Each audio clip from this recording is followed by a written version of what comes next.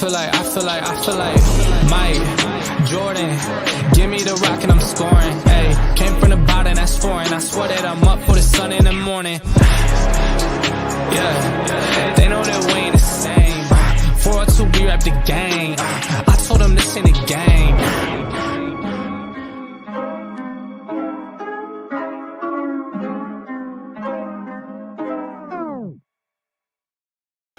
Yo, what's up, everybody? Welcome to Big League Chicago. Here, joined by Jack.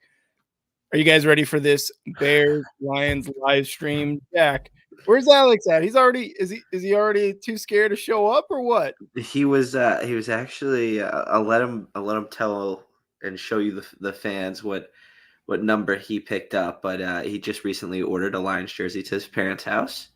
And for safety of delivery, he ordered it to his parents' house rather than his apartment. So he was in travel and transit of going to get said jersey. All right.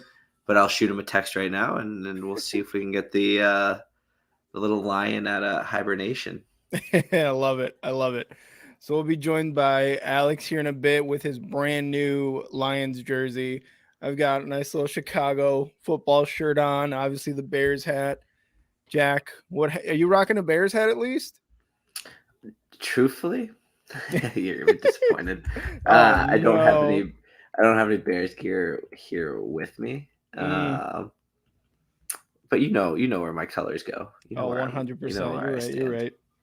You're right. Well, the Bears are about to kick off here in a bit, but I did just want to give the floor to Jack here for about a minute. There was a bit of a tragedy that kind of went down in I don't know. Is this your high school? Is this just like somewhere you know, or?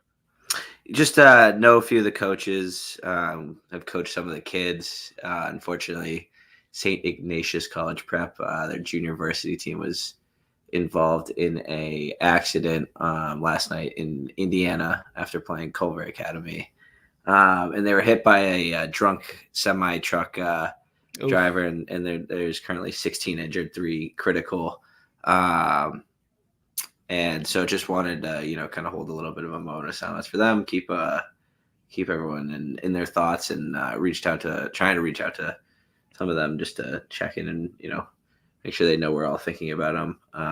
For sure. And the place I coach out of, we share a rink with them. I've coached some of these kids. Some of those guys are coaches, like I said, are friends of mine. So it just, hits close to home a little bit. And being a sports podcast and being from Chicago, I felt like is something we might want to lead off with a little bit today as we see opening kickoff. So as Fields takes the field, I ask, just a little moment of silence for a second, but keep them in your thoughts. Let's do it.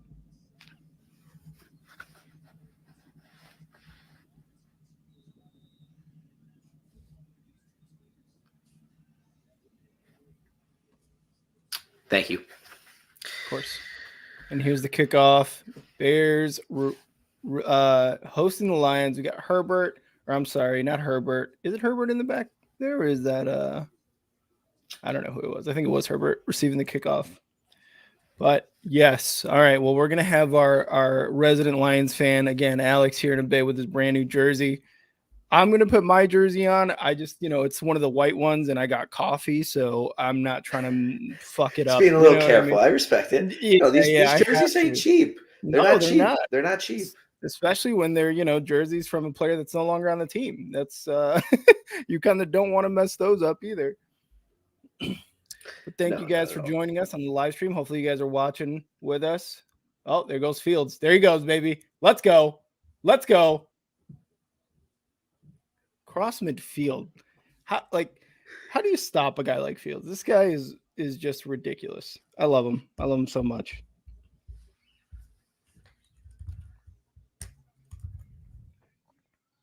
Gonna make sure to update all the posts here.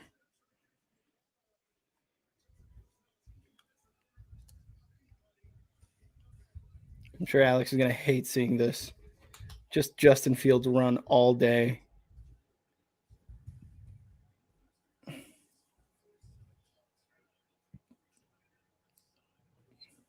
Oh, Yeah, Monty, that's four let's straight. go. That's 4 straight runs to start the game. Love it. Love it. You're not ahead of me, are you? I hope not. A Oh, no, you are. little bit. I won't say anything. Oh, man. Your that stream, sucks. your stream is is what we'll go off of. I'll try not Okay. reacting. The best Well, of if my it's a ability. touchdown, just let me know.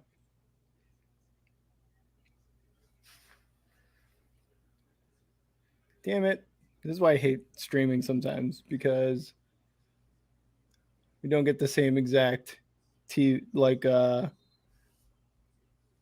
same reaction at the same time. I remember when me and Kyle were doing it for Only Football, like there would be that, like I would actually have to get to the right time, and then that's the only way we'd be able to kind of like keep the reactions together. Gotcha. Yeah, we had Marion Hosa at the game. Did you see that? Today? Yeah, he was at Soldier Field. I guess his jersey's getting retired this week. Oh, that's right. I need the link tree. Oh man, you weren't lying. 4 straight runs. I love it in the red zone. Yeah, I'm a little distracted.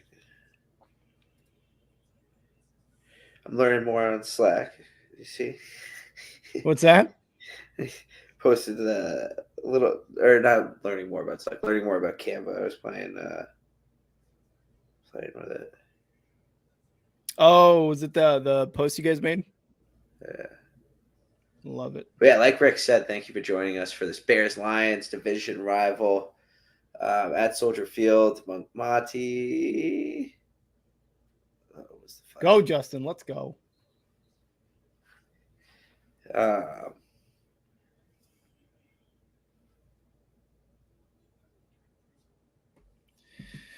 I like to tweet during games, so if you guys want to catch me tweeting as well, go to @andnowrick. You will see my emotions running high on Twitter as I just go absolutely crazy.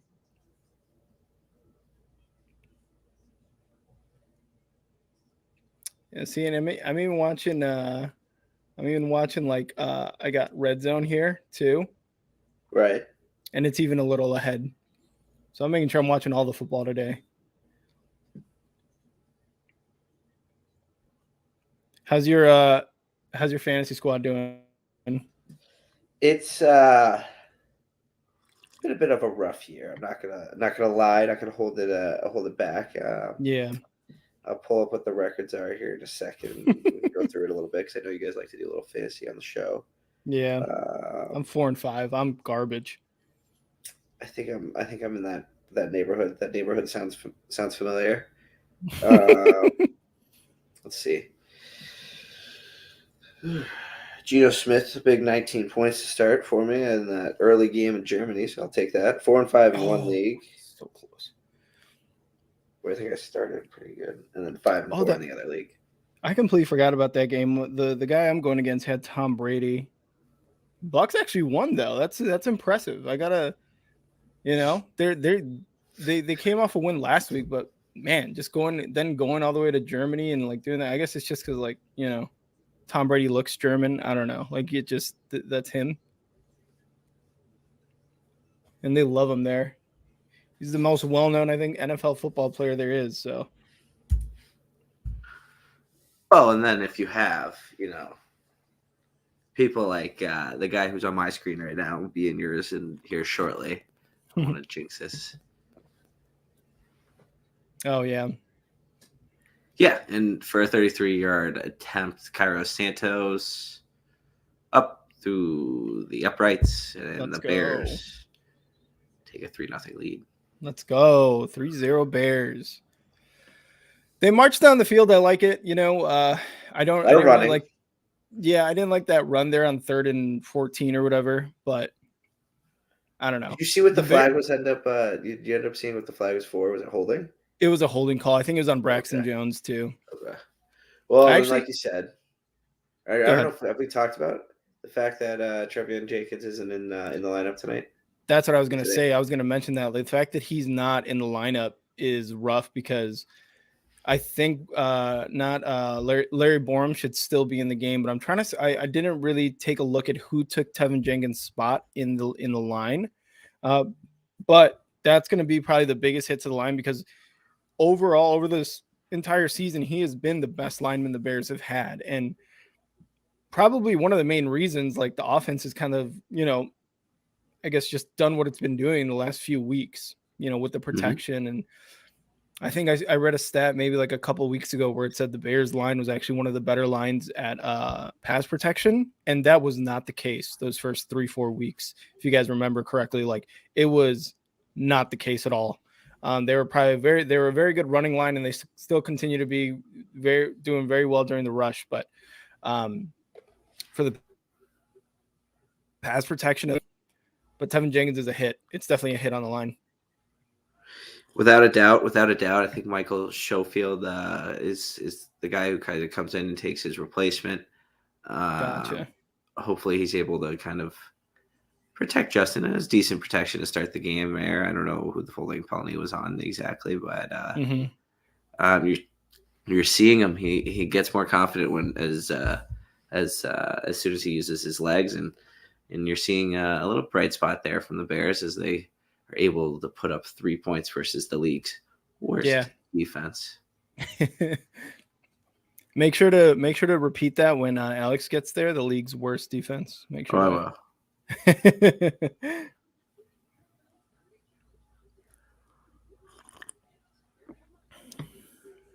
The earlier games, we got the Texans at the Giants. I'm watching the red zone. I think the Giants are in the red zone right now. The Giants are probably the biggest surprise of the season, I think, in my opinion, easily. Dude, what are they, 5 or what are they at this point? They're 6-2 right now, and they're going against a Texans team that is absolute garbage. So this is insane. Yeah.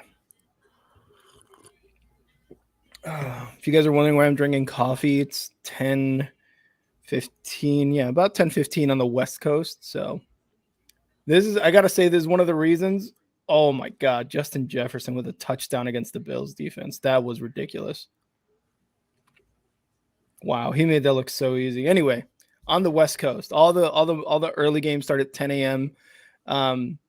So that's the one thing about the West Coast too that I love is that I catch Bears games at 10, and like Sunday Night Football ends at like 8:30 for me, like at night, and Monday Night Football. It's literally the best thing ever. And I'm an old man, so I mean, come on. Oh, you got it. Sounds like Alex should be joining us any minute. Sounds good.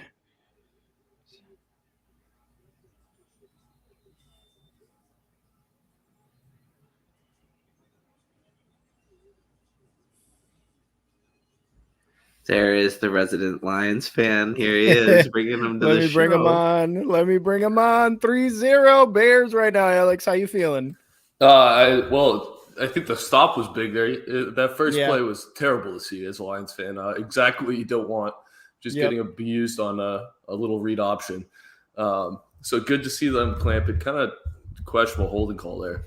But pretty big for the Lions to get that stop. So I don't know. Yeah, I will say that was a big stop on them. It seemed like the Bears were just kind of doing anything there on the offense. Yep. That holding call definitely helped too. And it wasn't a hold. That was a horrible call, I think. Oh, really? I didn't think it was a hold.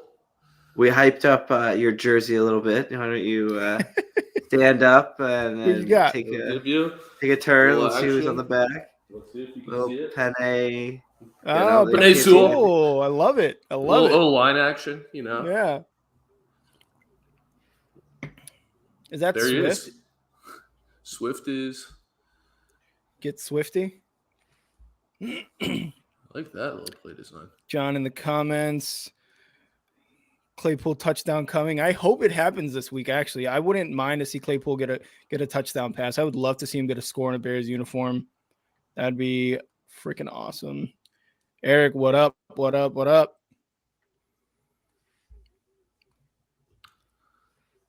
I think it's gonna be a good game. I think it'll be high scoring. Yeah, I would. Oh, Yeah, I would Goff definitely agree with that. Goff able to put some completions here together. Are you guys on? I gotta ask, just because I think you guys are a little bit ahead of me. What are you guys at right now? What's going on your screens? 9:15. Oh yeah, I'm like 30 seconds behind. You want me to pause? I'll pause. I don't know. Can Jack? I don't know if Jack can pause, because then it wouldn't even matter at that point. Yeah, about 8:57. Yeah. Oh yeah, I'm way behind. All right, okay, Rick, you just tell us the plays. When something happens, I don't want to take it away. Like, wow, that was a good catch though on first down. That was, and it was a nice play by Goff too. I think. The same. Okay. Yeah. You guys, so the Lions, traded Hawkinson within the division. By the way, thanks a lot. Yeah, I know. But you guys brought up from the practice squad seemed pretty good. What's his name again? The guy that you guys brought up? The tight end or this guy, the receiver, Tom Kennedy? No, Kennedy, wasn't he already on the team? Yeah, he's kind of practice squad, but with the injuries, he's been up for a while now. Oh, okay. Because the tight end that played last week for you guys actually had a pretty good game. Zylstra. Oh, okay, gotcha. They had a lot actually. They had Zylstra and then this guy James Mitchell, who they drafted this year, who had been injured, but he's now back. And oh, okay, gotcha. Yeah, I think it was more so they didn't want to pay Hawkinson. Mm-hmm. They didn't think he was worth that, and they took some draft capital instead of just holding on to him. I could see that, yeah. But I mean, within division, come on. Well, it's weird because they also made the trade with Minnesota to go up and get Jameson Williams. So this is the second big trade between these teams this year. I don't know what's going on. I think the GMs know each other. Like, I think they have a good relationship, but it seems odd that there would be two big trades from the same team. Yeah. Right? That's what I'm saying. I'm like, especially in division too. I mean. Mm-hmm. But I'm not too upset. I think Hawkinson is more talented than he produces, so I'm not I could see crying over the loss. All right, what are you guys seeing right now? I'm barely, I don't know. I think second down right now. I'll just wait for you to bring up the play because I don't want to spoil it. Okay. All right. And we'll discuss. What am I seeing? 8:48, 3rd and 9. Hoping for a stop here.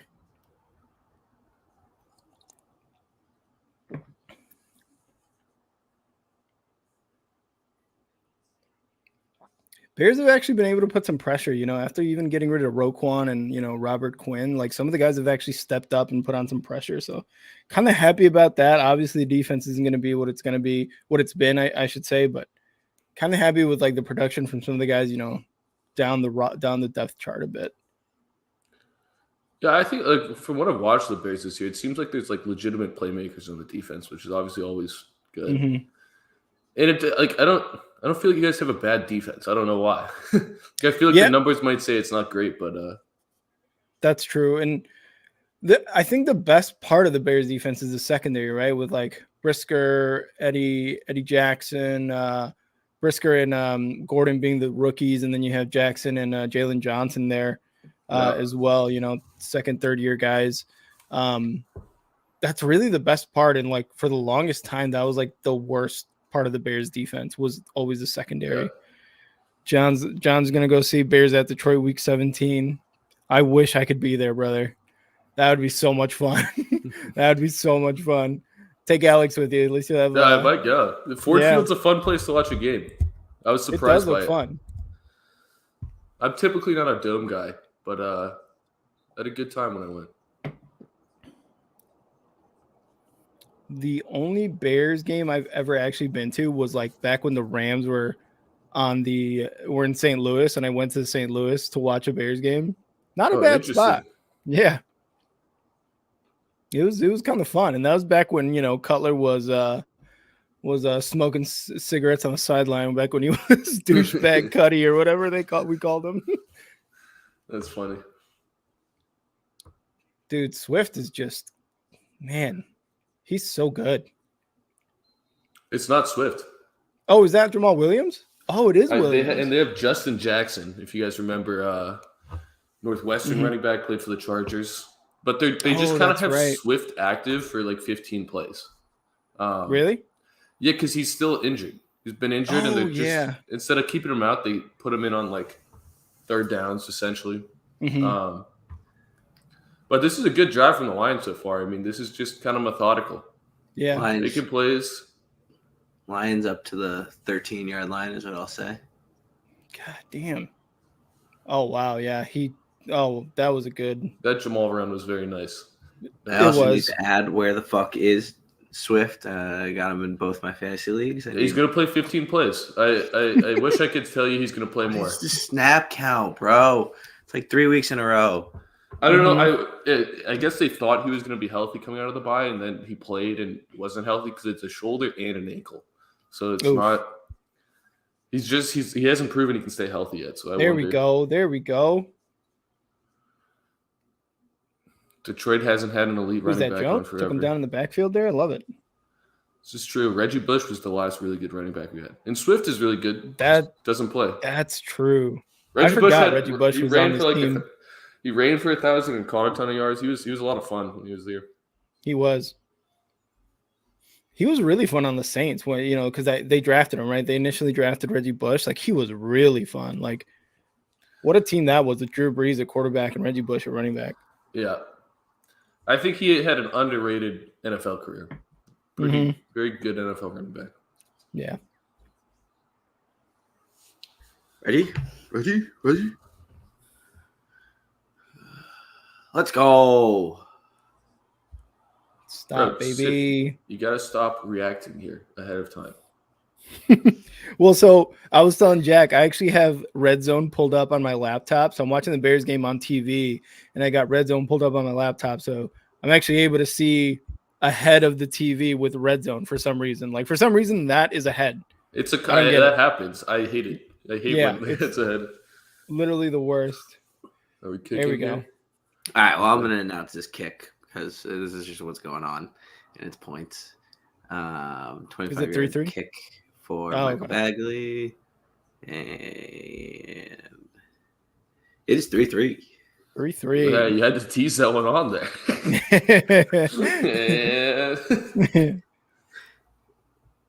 Yeah, Reggie on the Saints was a cheat code in Madden, and my man was dating Kim K in her prime. I forgot about that too. True. Oh my god. Good call. Oh my god. Good call there. I love it. Good call. So there's about 3 minutes left in the first. 3-3. Oh, by the way, Alex, you're welcome for Michael Badgley. No big deal. Bears discovered him. You guys signed them after, so you're welcome. Do you like Badgley? I feel like it's not. Yeah, he was here for a week. Yeah, against I think it was that Giants game. It was like week 3, week 4, something like that. He was literally the offense for the Bears that game. I think he made all the points in that game. He's been solid so far. I mean, we haven't had a really good kicker in a while since Prater, and it's tough because Prater was just automatic. And did he retire? No, he's in. He's with the Cardinals, I think. Yeah, Prater. Sounds, I think right. Huh? I think that sounds right. Yeah, I think he went to the Cardinals, which is kind of a big loss. I mean, we've had a couple other guys come in and kick, but it's not fun to have that rotation going.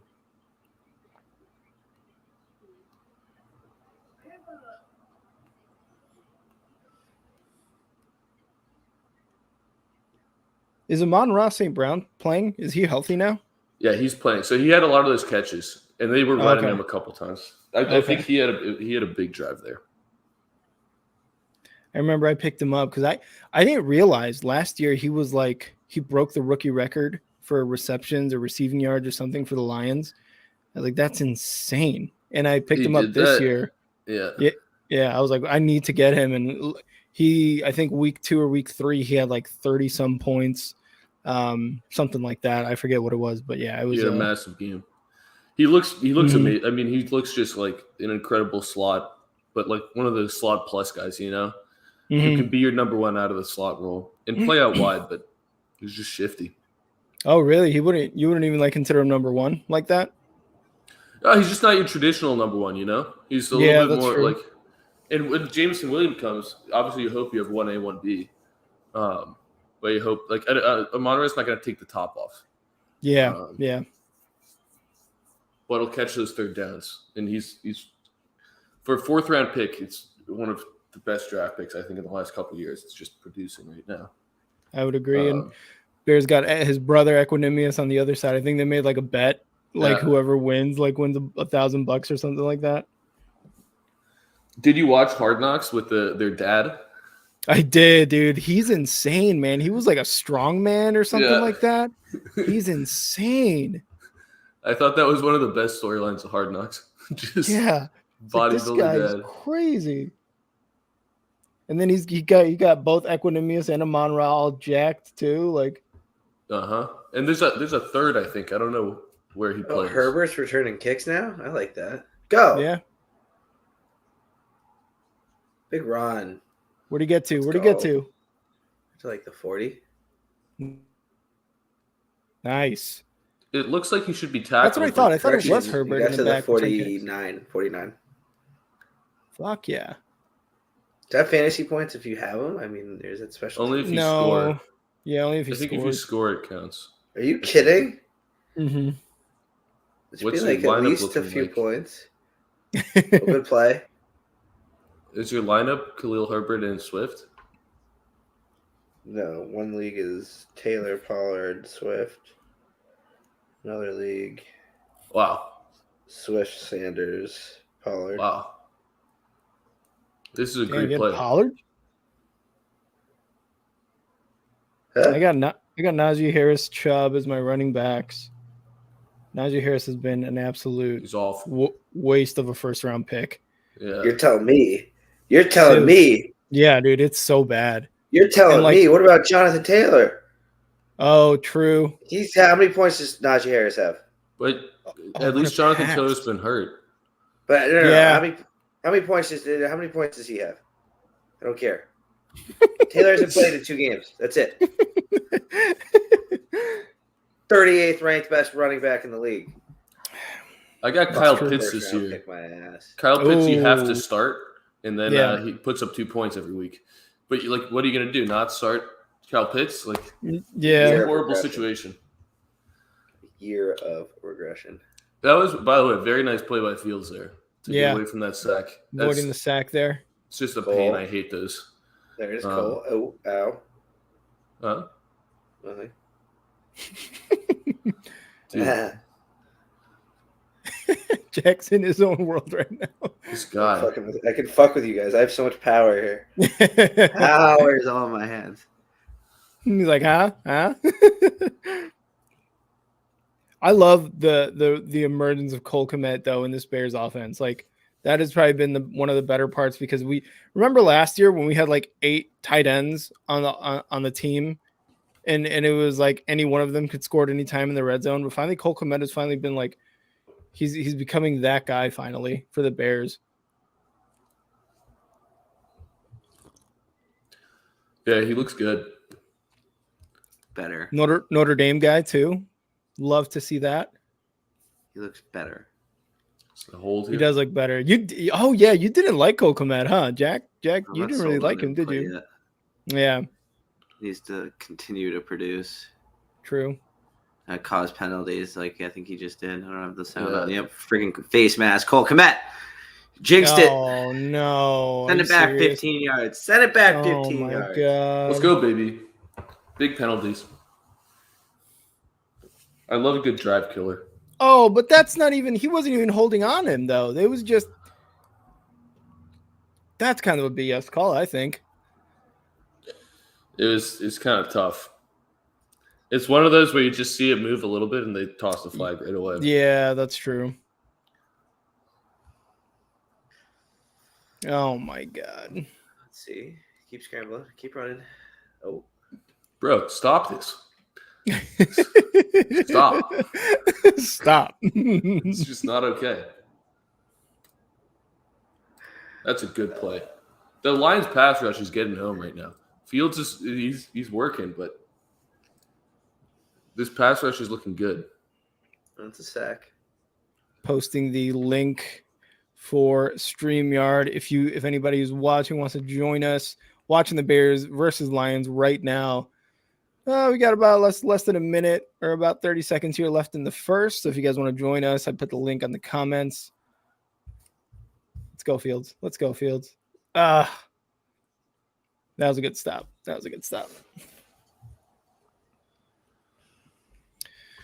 Oh, man. So I do just want to shout out real quick while I have some time, the new Slot Shot NHL podcast by two of these guys and new Star 6 Media member Ross has dropped. So go check it out on Spotify. Jack, I still got to get the info to drop it on Apple, but go check it out now. I listened to the first, I think like half an hour.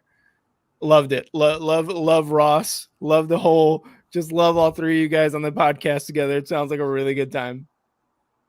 It has been a lot of fun. I look forward to continuing to do it. Unfortunately, after as the Stephen Gonzalez, what was his last name? The guy we interviewed, Stephen Gonzalez. Yeah, I can't remember how I always say it or botch it. Said we're in the minors a little bit, so we had some technical difficulties. We had to kind of re-record some things, but we were able to get you guys the first episode of that podcast. It will be regularly airing on Friday. And yeah, no, it was exciting. I mean, a nice little Eastern Conference breakdown of all the divisions, the Metropolitan and the Atlantic. We walked in thinking we were going to do all 32 teams, and after looking at the clock and it being, about an hour and 45 minutes and having talked about half the league, we were saying, all right, let's turn this into a 2 week, we can turn this into 2 weeks of content. So the Western Conference breakdown will be next week. And I'm excited to be joined by Alex, exciting to get Ross out there. It's been a lot of fun and look forward to kind of creating that with those guys. And there will be a video form of that podcast coming out, not for this week's episode, unfortunately, but from here on out, we will have some video format of the podcast as well for you listeners. And I'll get you the information. You just need the Anchor stuff, correct? Yeah, there's like an RSS feed thing that I need, but I'll definitely get that from you offline here. So do you guys knew him? Like, you guys are like school buds? Like, what kind of like just like Ross? Nate? Yeah, with Ross. So it's actually a funny story. He's from, like he said, Newton, Mass, on the show. And so my mom's side's from Newton, Mass, but I was with my buddy who I grew up with from Chicago, and Alex knows him. And we're at one of his older brothers. It was like a get together, and Tommy said, "Come through." And this guy Ross is there, and Ross and I get to talking, and I think I was coming from like a kids game or something from coaching, and we were talking about hockey, and then he told me where he was from, and I was like, "Oh, my cousins are from there," and he's like, "Who's your cousin?" And I was like, "Oh, blah, blah," and he's like, "Oh, that was my best friend growing up."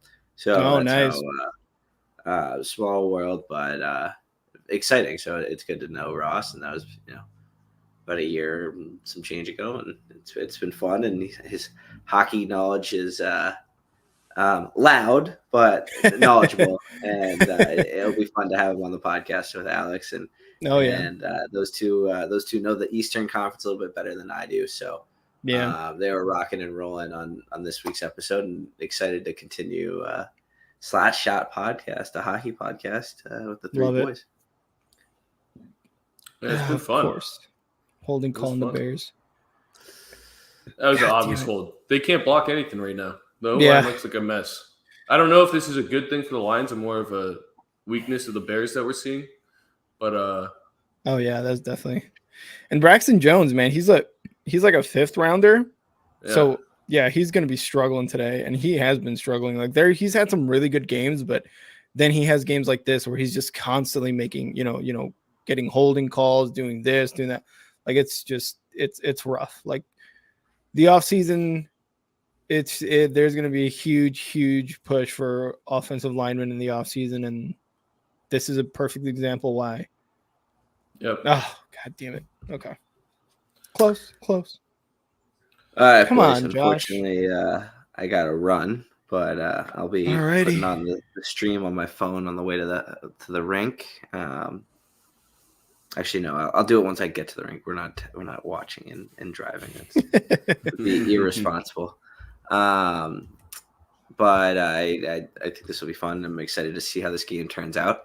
3-3. I wouldn't have expected that after the first few possessions of the game, but hopefully the Bears are able to pull one out here and Bears pick up a win for the guys here in Chicago. And Alex, I love the jersey, but get out of here. It looks good, right? I kind of like it. 58. It fits me well. It should lead to, like you said earlier, off pod. It should lead to some interesting conversations when you go to Ford Field. So, all right, boys, I gotta run. I'll talk to you guys later. I'll tune in from the side, but talk soon. See you, bro. All right, see you, man.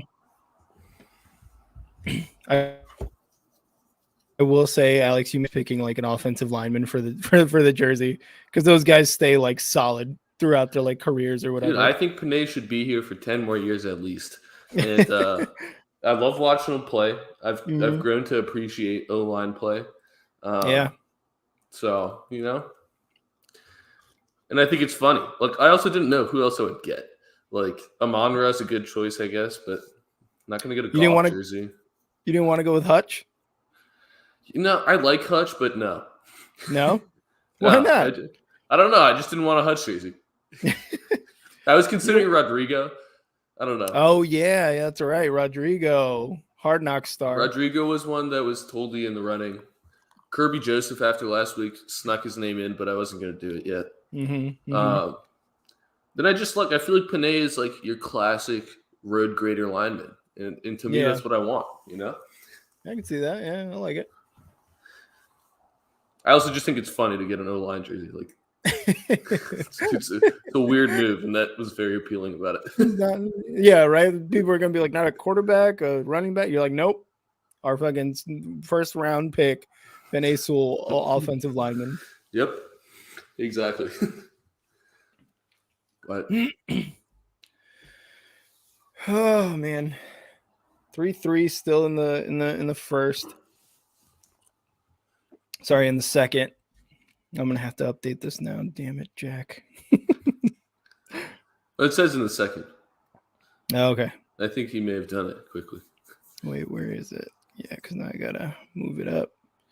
Move it up. Wow. There we go. There we go. It's a big stop. Let's see. 3rd and 5. This is a big weak point for the Lions. I don't know if they have 3rd and 15 in the bag. Just as a play option. Yeah, that's true. It's not a good down for them. They need to win. They need to have short yardages on 3rd downs. Did you like the pickup of Goff, by the way? Or the trade, I would say? Yeah, so my initial thought, like even before the trade happened, the one thing I said is like, I don't want to take a quarterback. I don't want to take Garoppolo. I don't want to take Goff. And then we would get Goff. But there's a great throw. I hope I didn't spoil it for you. Did they get the first? Yeah. Damn it. He was wide open. Yeah, no, so I was kind of a Goff hater, but watching him play, like I actually like him.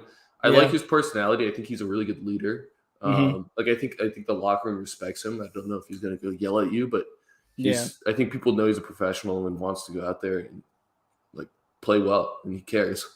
So I've grown to like him. We also got an extra 1st-round pick for taking him. Oh, really? Because he has a big contract. So he's okay. like getting paid $30 million a year, which for us was more manageable. But yeah, I don't know. I like him. Our GM drafted him because our GM is from LA. He was from LA. I remember hearing that like connection between the two. Yeah. And a lot of people thought we were just trading for him for the pick. And I think what we've come to realize is they want Goff and they like him. But I don't know if he's the long-term answer. I think the 2-6 record indicates there might be some change needed, Yeah, and that was the one thing like me and Kyle on Only Football always talk about is like the Lions have always been that team that you guys are always like, hey, that was a tough out. But I mean, nothing like that's it. Like you guys, it's tough because you guys are losing close games and it doesn't seem like you guys can get those wins when you need it. But I like Goff too. I mean, like you said, he's just like a professional. I mean, he's been to a Super Bowl. It sucks that literally the year after they traded him, they won a Super Bowl in LA. So he must have felt a little sour about that. But no, I like Goff in Detroit for some reason. Like it looks good, but I agree. I don't think he's going to be a long-term answer in Detroit. I think you guys are definitely getting a quarterback in the first round for this draft, unless So. Yeah. Okay. I don't know. I think so. It depends. I think our GM's smart and he's drafted incredibly well so far. I mean, there's just a lot of like Amon-Ra St. Brown, Malcolm Rodriguez, right? Like a lot of guys who are contributing from late rounds and getting Panay, getting Hutch. Kind of got lucky that both those players fell to them. Also helps when you're bad and get good picks, but yeah, it'll be interesting. I think he'll take a receiver if he likes who's there, or take a quarterback if he likes who's there. Yeah, because this draft coming up is supposed to be super quarterback heavy. There's a lot of quarterbacks. The thing is, there's not like Bryce Young looks really good. I don't know if he's a true like 1-1 type guy. Like he'll go first overall, I think, but I don't know. I don't think he's of that like elite tier of prospect just because he's a little smaller. Yeah. Did you guys? Oh man, didn't you guys draft a quarterback though in this last draft or no? No, we didn't. No. Okay. Who's your backup then? Our backup is Nate Sudfeld. Sudfeld. I think we picked him up from Philly or something. He's just like a journeyman backup, Oh, okay. It wasn't either of the guys from Hard Knocks who were like kind of the storyline. Oh, that's right. They both got cut. Who's the one guy that really screwed up one of the preseason games? He's married to like an Olympian or something like that. I think so. Tim Boyle is one of them, and I think it was Tim Boyle. There's also what's the other guy's name? I forgot the other guy's name. It's not Tim Boyle. It's the other one. Yeah, he had a bit of a difficult name to pronounce. I forget though. Yeah, but they're both gone. Well, I think one's on the practice squad, maybe. No, okay. At least you got one on the practice squad. Dude, this Lions offense is actually looking really good. Well, when they get open, Goff hits open receivers. That's, I think, by far the best trait. If you give him a pocket and an open receiver, he'll hit them. Past that, he's not fantastic, but he'll hit that throw every time. And Amon-Ra is playing incredibly well. Amon-Ra looks fully healthy again. He's in line for a huge game, it looks like. I almost wish I didn't trade him, but I mean, I needed a trade at that time. I've been trying to trade for him. Oh, really? Bias. Yeah, just a little bit. Yeah. God. Wow. This is not fun if you're a Bears fan right now. Well, I mean, it's just he's open. I don't know. Yeah, that's true. It's like, and here I was like talking about how good our secondary was and how that was the best part of our defense, and they're just getting cooked right now. They're absolutely getting cooked. It's simple. I don't know. Like he's finding pockets and just sitting down. Goff's hitting them. And I mean, it's Gordon too. Kyler Gordon, like he's very good. He has shown, flashes of being a really good, corner when you during some plays, but man, like he gets beat, he gets targeted all the time by just quarterbacks, it's insane. And then he looks really bad during those targets. Yep. Tough position. But I think, in the next 2 years, he should be like up where Jalen Johnson is right now for us, like really kind of a top tier corner. There's just a lot of players, and I also don't know if this is jerseys that are making it seem like this. It seems like they have like good size, which I always like. I know some people might question size as like a trait for like corners. For corners, like I know, like Seattle obviously liked it, but I think when you're like physically imposing, it just matters, Yeah, I agree. Oh! Don't let him go! Don't let him go! Oh, close. Oh, you're gonna flag? What's the flag for? Got a little pass interference somewhere. Oh my god! I didn't see it. Let's see. Yeah, it's a call. It's a correct. It had to be called. Yeah. You're like, oh no, yeah, he's right. Didn't see it at first, but there it is.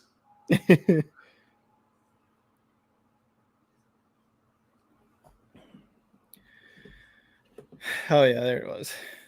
Is that Lamar Jackson for us? I think we have a Lamar Jackson on our secondary, so I think really? that is Lamar Jackson. Yeah. Here goes Goff rolling. Yeah. Okay.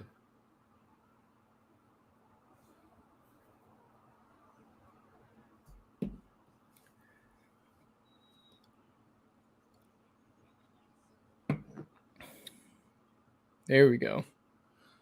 That's a terrible play call. Mm-hmm. I know it's good to get creative, but first down, you got 4 chances from the 1. Just give the ball. Yeah. Try to run it. And I mean, the way Jamal Williams has been running it, why not, right? Yeah, just give him a shot and then go to your play action if you want it. Yeah. Because now they're going to run second down. Like Jack Sanborn, that's one of our rookies right now too. I think he was wow. unsigned rookie from the Bears, making his debut the last couple of weeks. He's been doing really well. What position is he? He's a linebacker. Linebacker. Pretty much got called up when Roquan got traded. Yep. Oh, did he stretch across? I think he did.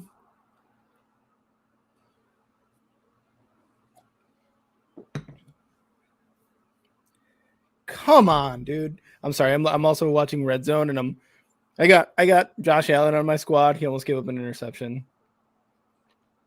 Is he playing, like, is he throwing the ball a lot? Like, I wonder what his injury status is. So I think Buffalo's up 14-7 right now, but they've scored twice on touchdowns by Singletary, the running back, which never happens, like, ever. Oh, there we go. Oh, wow. I'm surprised he didn't score on that one. Yeah, I thought he was in. Yeah. I thought he was in for sure. I think we're going for it here. Yep, they're lining up to go for it. Oh, here we go. Who was that? Was that Brisker? Brisker had a really nice stop there. It was a great play. Yeah. All right, here we go. Fourth and goal. Why not go for it though here on the 3? It's what they do. You know, it's what they do, and they should continue to do that, you know. Oh, wide open. I can't believe that. I cannot believe that. That's insane. The plays you hate to see in the red zone as a defense, and they happen all the time. It's honestly, tough to guard. Oh God. Well, 10-3 Lions. Alex is happy. I am not. Yep. I would agree with that. Fuck right there. 100%. Oh wait, are they going for 2? No, right? No, they're going for the PAT. Oh yeah, they are.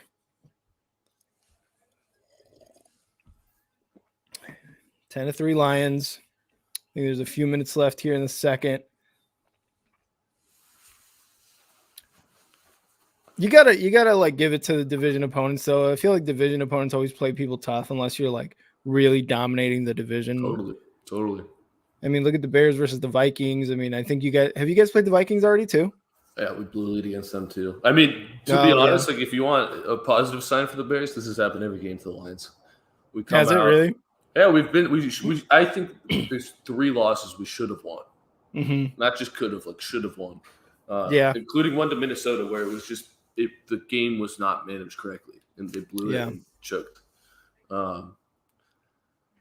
Which was it was just tough. But that's the story of the Lions. That's the story of the Lions.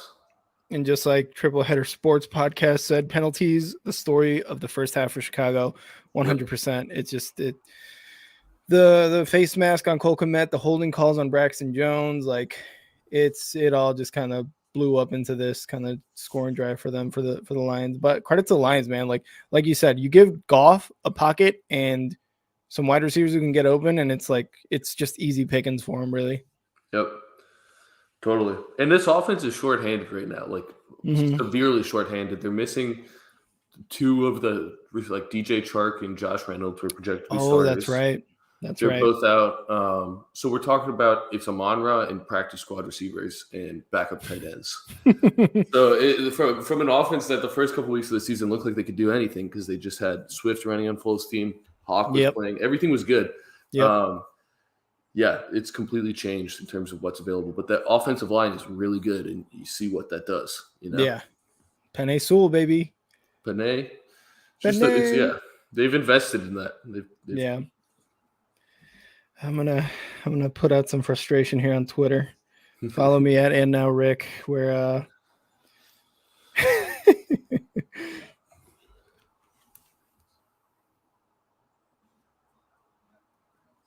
God damn it.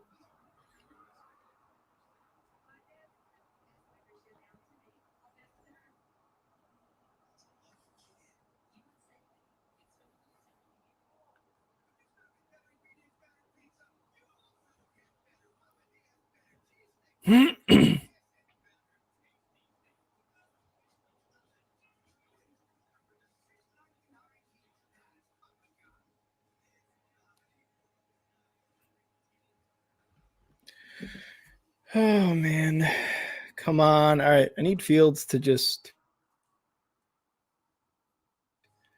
coming up 100% carve you guys up. Yeah, this is a big drive. Get the momentum back a little bit.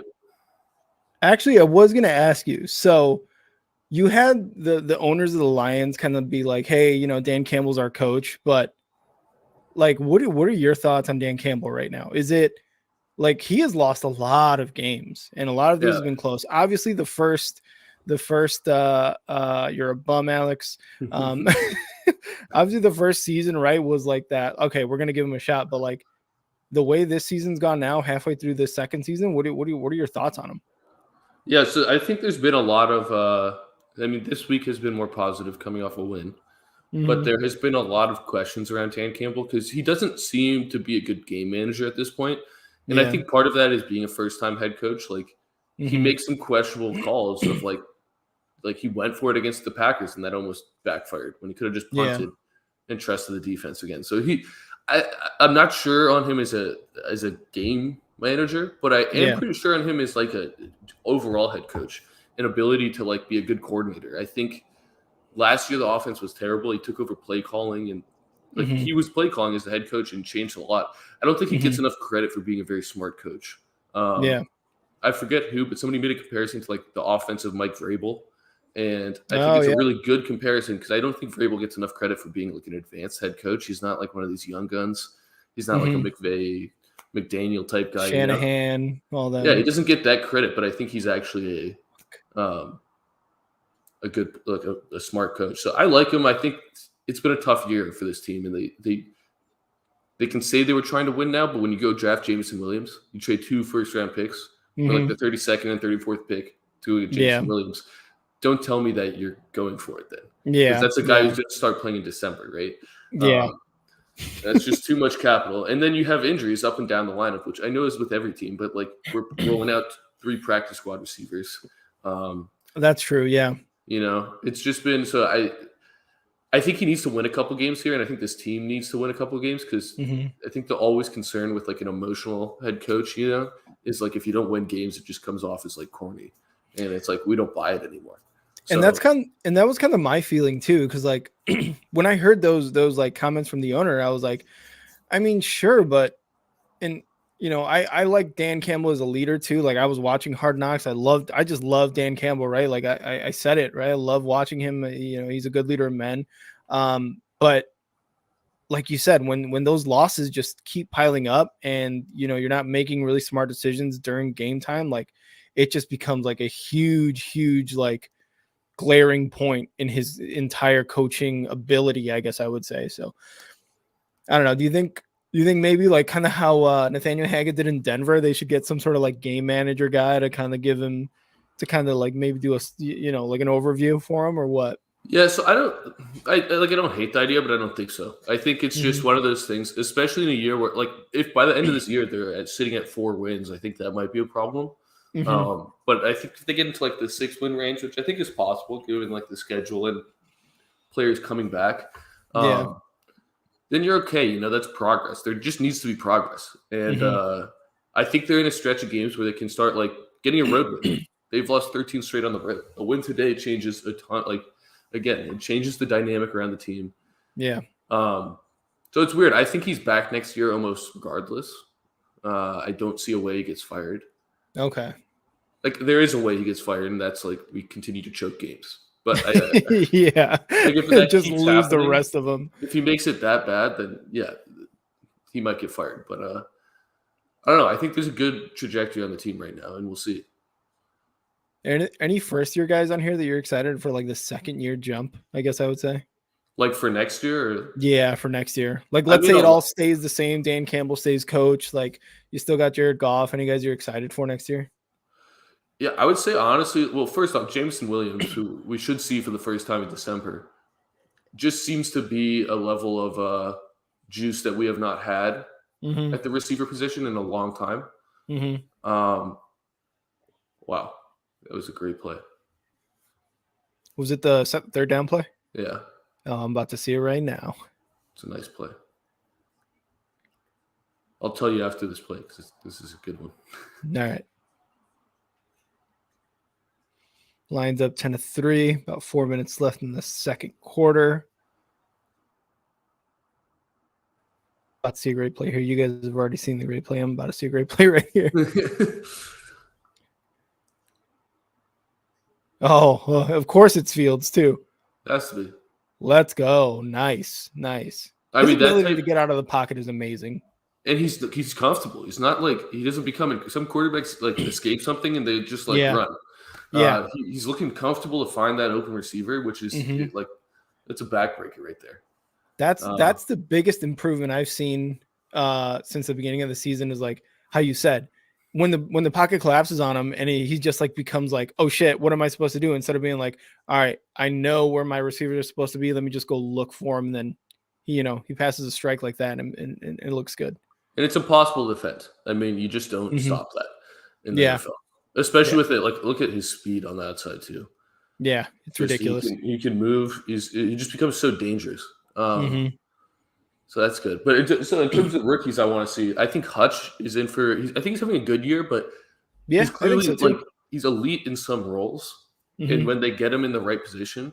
So I'm kind of curious to see how they continue to build around him because I think he has some holes right now. Like I think sometimes he just doesn't win. Yeah. But then there's a couple guys. So another guy like Josh Pascal's on the D line. He was injured most of the year, looking like a player. Again, second round pick from this year. And then Kirby Joseph in the secondary. I'm super excited. Okay. He had 2 picks last week. And he just seems like the Lions haven't had a playmaking safety since like Quandre Diggs or Darius Slay, in the secondary. And we've had nobody like that. Man, I forgot you guys had Darius Slay. That's insane. Matt Patricia traded him because it didn't fit the system. I'm like, it's a corner. Course. How do you not fit the system? Matt Patricia, a great all-time Lions coach right there, right? Dude, I hate it because Darius Slay is like one of the best, like most exciting players in the league, I think. He is, yeah. He's fun to watch. He is. And I hated that we lost him for like a third-round pick too. It's not like we got what we deserved for him. Yeah. He's worth way more than that now. Yeah, I think like he's getting to a Hall of Fame status. I think. Like, yeah. He's, honestly, like, he doesn't get talked about like that, but he's how many years in a row has he been a top 5 quarterback? And it feels like a lot of guys have come and gone in that conversation. Darius Slay is still there. I'm liking the Bears marching down here. I think there's a 2-minute warning? 2-minute warning just hit. Yeah, Bears are marching. What's that? It's a big possession to score because the Lions get the ball coming out of the half. Jack said Patricia went back to New England to tank Bill. I know. That's exactly what happened. Bill was like, I might want a quarterback this year's draft. How did I ruin the team? That whole like offensive coordinator situation in New England is like ridiculous. Like that is some like I don't know, like just some very dysfunctional organization type of shit. And it's under Bill Belichick and that whole regime. Like that's insane. Yep. I can't get over how much I hate that guy. And the worst part, which really was just a pain for drafting, and I guess forced Slade to be traded too. The Pats are the only team in the league that's like they like big linebackers. They like just the biggest linebacker you can get. So we go and clean out the whole defense so we can get Matt Patricia's fucking linebackers to come in. And then what ends up happening, we reach on these guys. They're like 4th-round prospects. They go in the 2nd round. Why? Because they're afraid the Pats are going to take them. Because there's only 2 teams in the league that want these guys. And then what happens? Patricia goes, they all get cut and go to New England. Oh my God. It was so triggering. It's like, can we just play a normal defense? That was Bill's plan this entire time, dude. He was trying to get you guys to draft everybody he wanted, and then the guy he's going to get cut. We'll take him on the cuts. Exactly, because it's like, oh, Patricia's a horrible coach. He's going to blame the players, cut them, and we'll get them. So just you can't get over it. Yeah. Who was worse, Patricia or oh my God, the one coach who went 0-16? You guys went 0-16 Jim with Schwartz. I don't know if Schwartz went 0-16 though. I don't know. No, the other guy, he was a defensive Caldwell. guy. It wasn't Caldwell. It was before that. He was a Bears defensive coordinator for a little while. Yeah, Patricia was the worst though. Patricia, because he ruined the team, man. Like there's all this dead cap. Paid Trey Flowers $95 million or whatever, which we're still paying. Like our salary cap is still tied up in the Patricia era of things. Crazy. Which is a mess. How is he still impacting us? He still just haunts the halls of Ford Field. It's like there's like $40 million in cap with players who aren't going to play. Crazy stuff. Come on, Herb.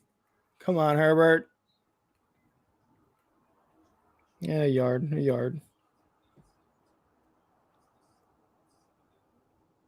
Trying to see Rod Marin. No, not. Was it Rod Marinelli? It might have been, yeah. Yeah.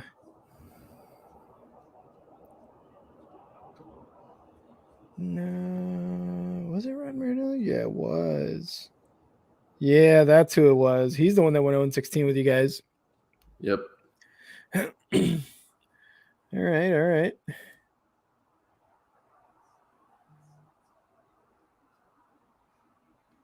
Oh, perfect window for Mooney there. I love it. Love the pass. That was a really nice throw. Yeah, it was.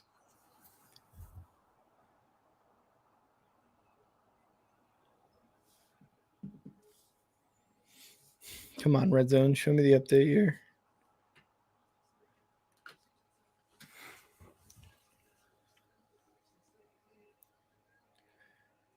Is that Fields? Oh, did he get in? Oh, I don't know if he got in. I don't think he did. No. I think it's going to be, what, 3rd in inches right there? Or 2nd in inches? Because he got it first. Yep, I think so. All right. Oh, yeah, he was out. Ball was out, too. Big play here. Big couple plays. Big play. We need a score here. Come on, Getty. Let's call a scoring play. Unlike when, I don't know if you remember this, like week 2 or week 3 when they went against the Packers and they were like 4th and goal and like it was inches to the goal line and they called a shotgun. And I was so mad. Mad at that. I was like, a shotgun? Are you kidding me? QB sneak that shit up the middle. What are you doing? Yep. So they're reviewing something here. I'm not exactly sure what. Yeah, I don't know if the ball was loose, like what could they be reviewing? I don't get it. I know if you fumble out of the end zone, it's turnover, but I don't think that happened. So no, yeah, it was definitely out of bounds there.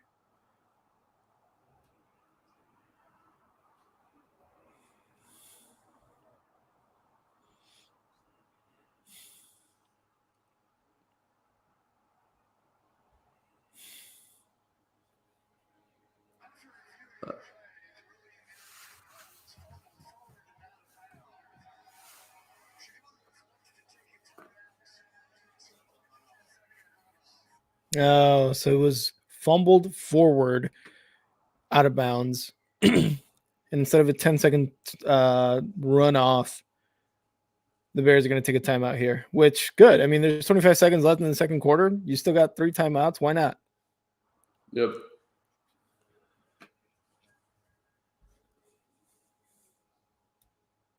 But like, I mean, he got hit out of bounds. How are they supposed to kind of like control that? I don't know. That doesn't really make sense. Yeah, I have no idea. I feel like it's one of the random rules of football that we're getting. Oh, wow. What a beautiful pass. Denver going up 6-0 on Tennessee right now after a beautiful pass from Russ to Virgil. Yeah, Russ is playing today. Yeah, he is. I mean, it took him the whole, first and a few minutes in the second quarter to do it. But, hey, he's getting there. All right. 2nd and goal with a yard to go.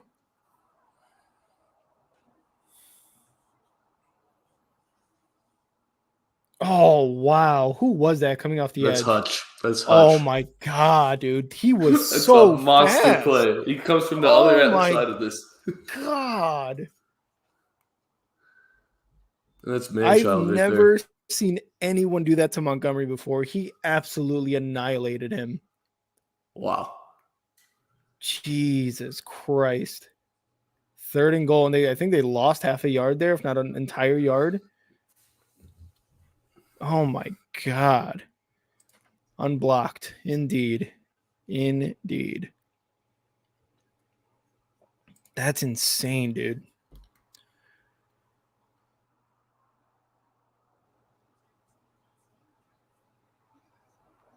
All right, let's see what they got now. They're in the shotgun again. This better work out. Oh, he had him. Go, go, go, go, go, go, go, go, go. Let's go. Fields touchdown. That's a heartbreaker right there, man. That is. I thought they had the sack. I thought they were just locked in on him. Oh man, that was scary. Holy crap. And of course, Justin Fields on my bench instead of, taking Josh Allen's place. But I mean, how am I not supposed to put Josh Allen in place of Justin Fields? Yeah, it's tough. Good problem to have. Yeah, honestly, though. Who's down? Is somebody down? Is somebody injured? I think one of the Lions who got hit there. Looked like a pretty hard hit. Who missed that tackle? Oh, yeah, whoever he hit.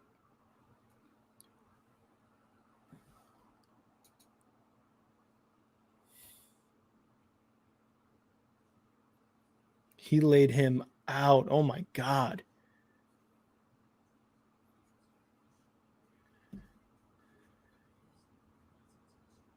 Whew. I'm trying to see who it is.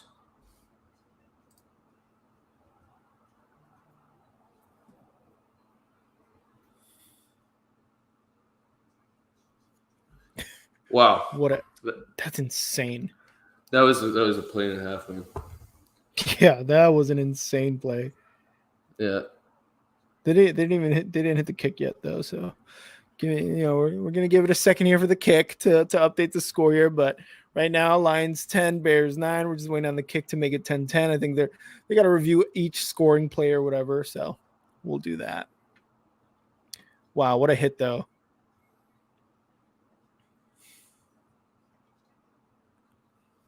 Let me see how many points Justin Fields has for me instead of Josh Allen 5.6. Justin Fields already 15 points. My God, literally 10 points on top of him. CP, what's up, man? Fields got mad hard. He just injured somebody. He really did. He really did. He laid him the frick out, man. Oh my God.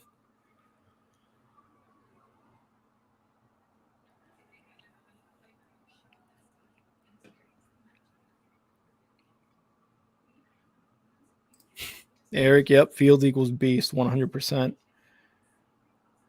Might have some shirts going up on sale for you guys soon here, so maybe stay tuned for that.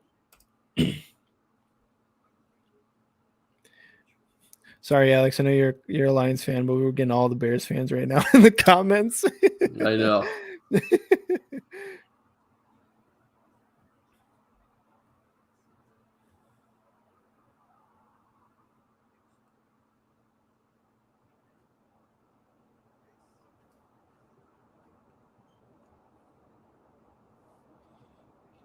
Jose, him indeed, dude. Him indeed.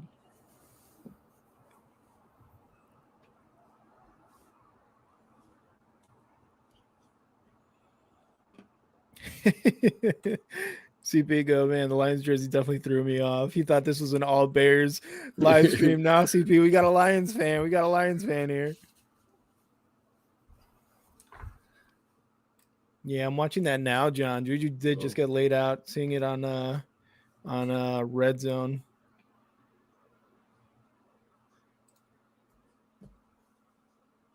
All right, 10-10. We've got a tie game going, about 12 seconds left in the second quarter or so. Let me just update this.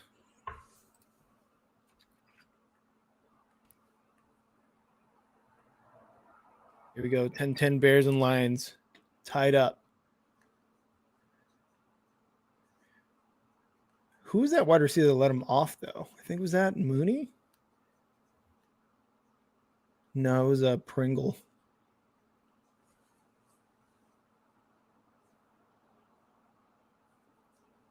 So what do you think about like a guy like maybe may just be the first Lions fan I've ever met outside of Detroit. Yeah, he's a Lions fan, what, a Red Wings fan, but a White Sox fan, right? Like, yeah, all Detroit but the White Sox fan. So he's all, yeah, all Detroit but baseball. I love it. Because I heard something like one of the I think Eric Mangini, former coach of the Jets, talking about a guy like Fields, like all the hits he takes, like not a guy that you want at quarterback. But I mean, to be dynamic like he is, like to be a Lamar Jackson, and I mean, remember, let's remember Lamar Jackson won MVP, right? So he's got something there. But would you want someone like that? Would you want someone taking hits, doing what Justin Fields kind of just did in the end zone? Yeah, I mean, I think eventually you got to learn to take a couple less hits for sure. Yeah. I think that and I think he will, but for now, I think this is the way you got to play football. And I think the league is just going to change to a bunch of these guys. It's the new era of quarterback they can run. Because it's such you're seeing why it's an advantage, right? They're not winning in the secondary right now. They're not winning on the offensive line.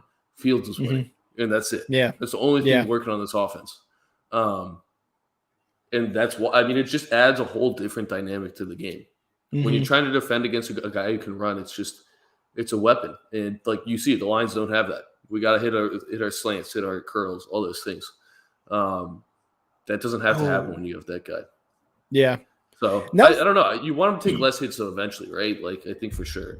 And that's what I was thinking too. I was like, I 100% don't want Fields taking hits like that. Like, especially when, he's hurting other people, like, it looks cool, but that could easily have happened to him in the end zone. Then all of a sudden, well, who do we have? We have our backup and at quarterback for the second half. And it's like, well, Fields' season is done. Right. But I agree.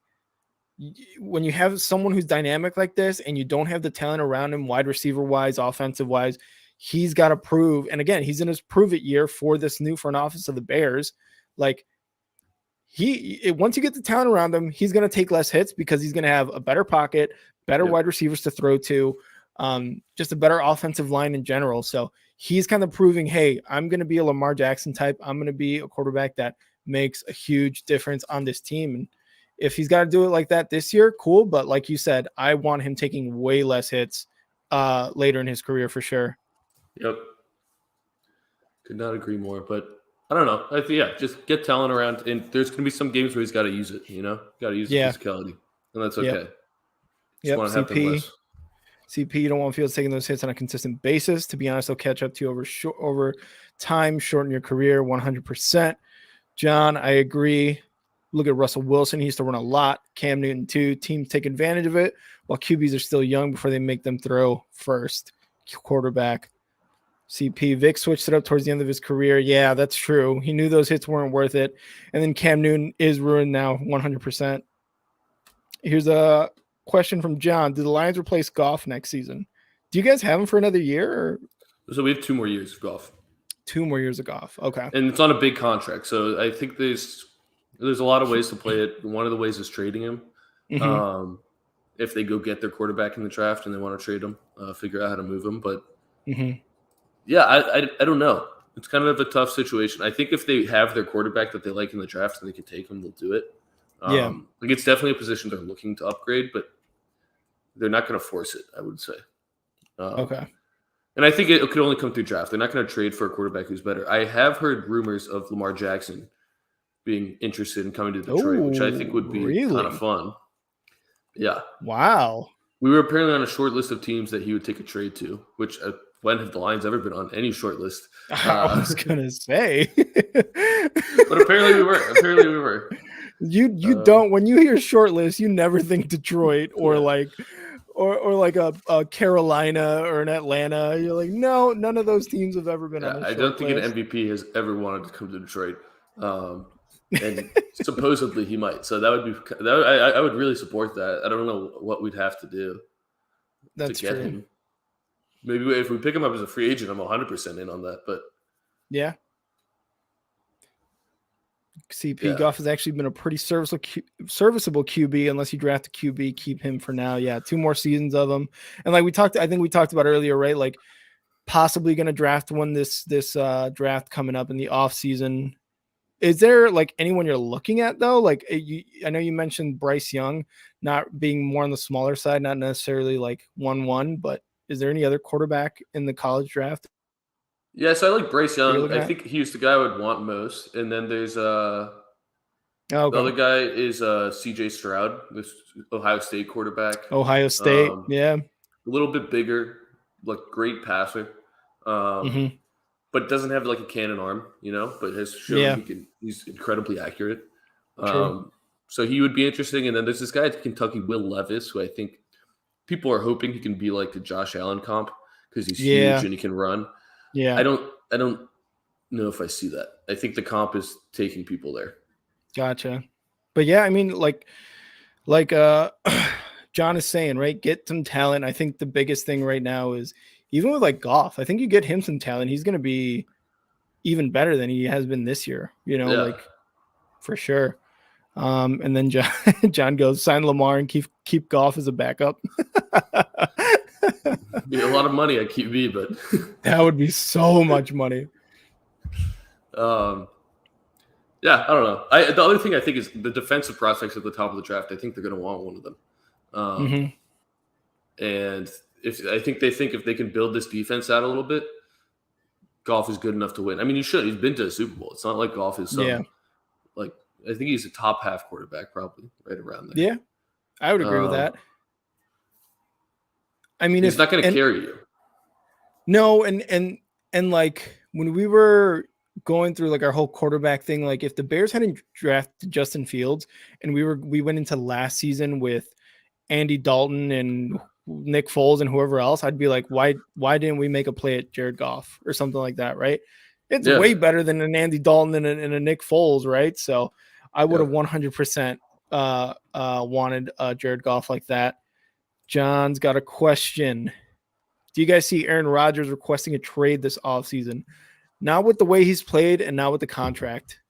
I can see him requesting one maybe, but I can see him more wanting, just like complaining about getting more receivers, getting better talent around them. What do you think, Alex? Yeah, I don't think so either. I think they're going to have to make moves because they don't look good. I don't know. I don't know what's in the cards there. I could see one of the running backs maybe getting traded. Right, Dylan. Yeah, reallocate the roster around a little bit differently. Yeah. But no, I don't like maybe, but like I don't know who's trading for Rodgers. And then Detroit. I don't know what I hate Rodgers. So I know. We can agree on hating Rodgers.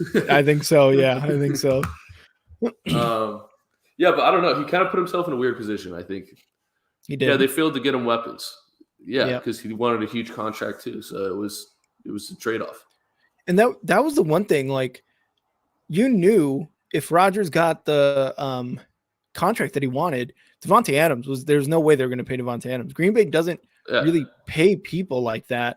They don't make splashes in the offseason or during the trade deadline. They were trying to, but it's just they don't do that. And, to keep Aaron Rodgers around, I think they were just like, man, we kind of made somewhat of a mistake with Favre, but not really because we got Aaron Rodgers and he's a Hall of Famer, which, sucks. But I don't know. I just don't. If he wants to request a trade, sure. But I mean, he kind of screwed himself over this last offseason. Yep. Completely agree. Just hopped on late on daddy duties. Eric, how do you feel about Dan Quinn?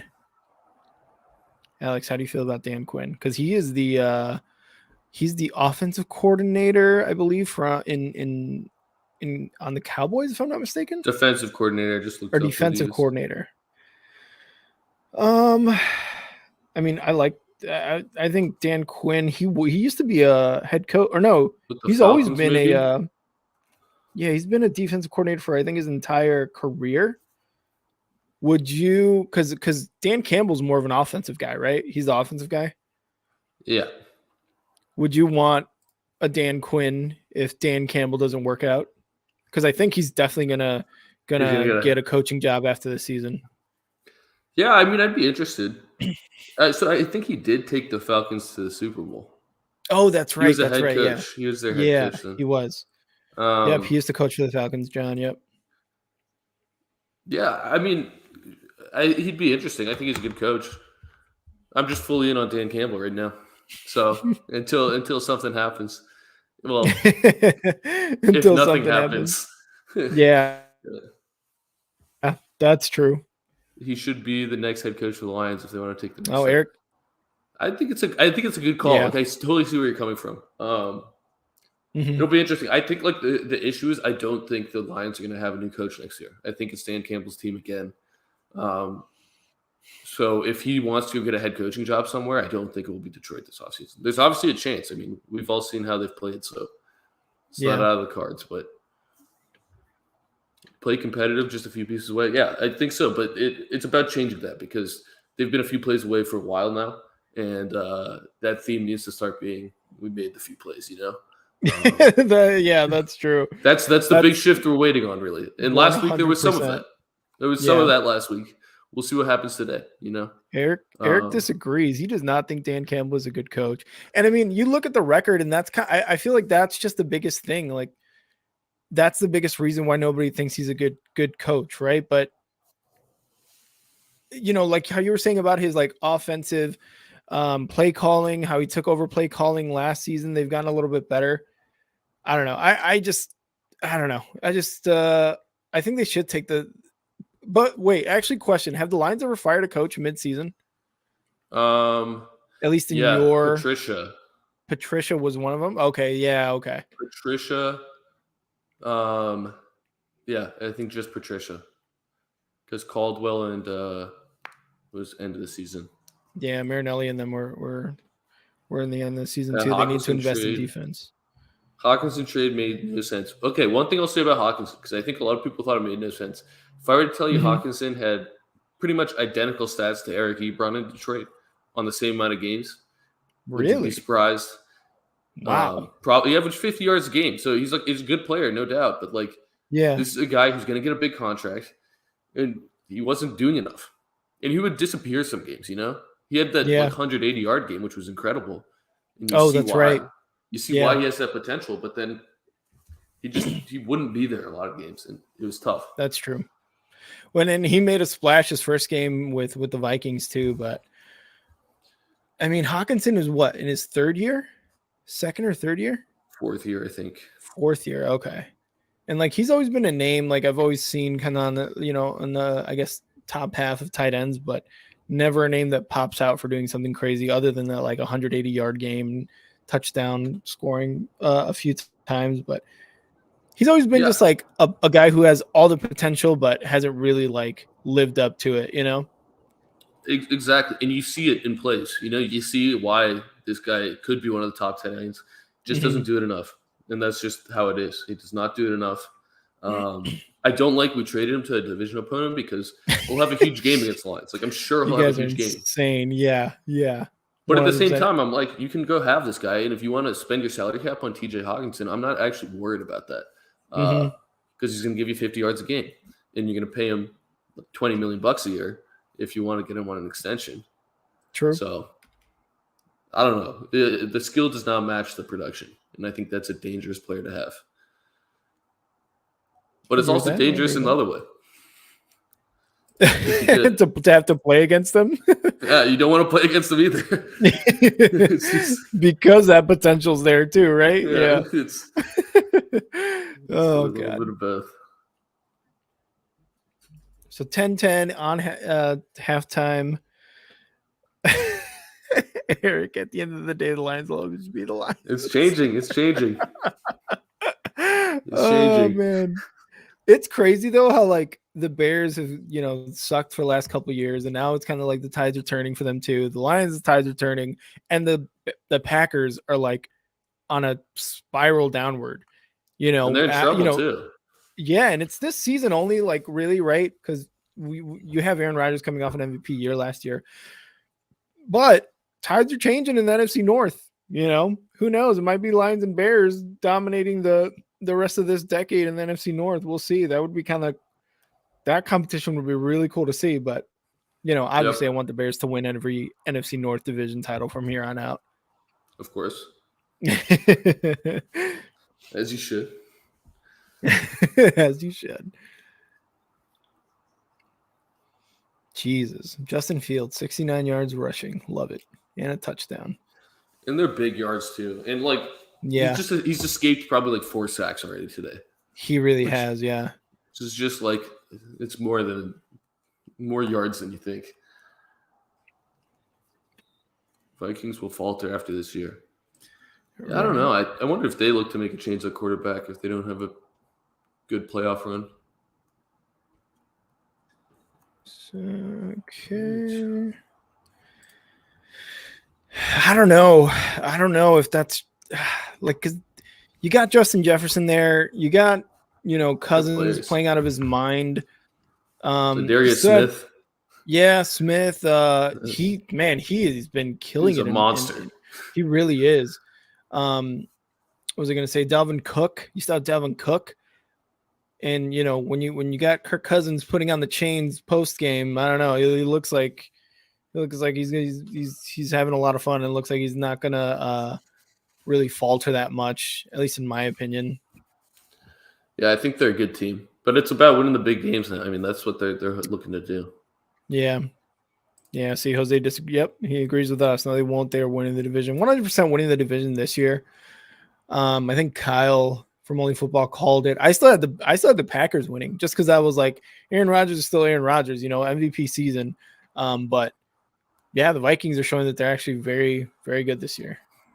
And they're winning games. Like last week, they shouldn't have won that game, and they did. And that's how good teams do it. Yeah. All that is fine, but because of Kirk, they will not be there. I'm a huge Kirk hater, Eric. Me and you are on the same page. I hate Kirk. Like, he has always shown that he is just like garbage, like in crunch time. But I mean, during the regular season, man, he puts up numbers. Like, he puts up like 30 plus touchdowns, few interceptions, single digits sometimes. But yeah, when it comes to crunch time, he is just kind of like absent, in my opinion, and what I've seen of him lately or recently in the last few years. So I agree. I'm a huge Kirk hater, but man, he's looking good this year. Oh wow, the Bears just stuffed him. Yeah, the whole line got through. Jesus, like 5 guys in the backfield. I will say the Bears are more of a second half team too, like with the adjustments they make.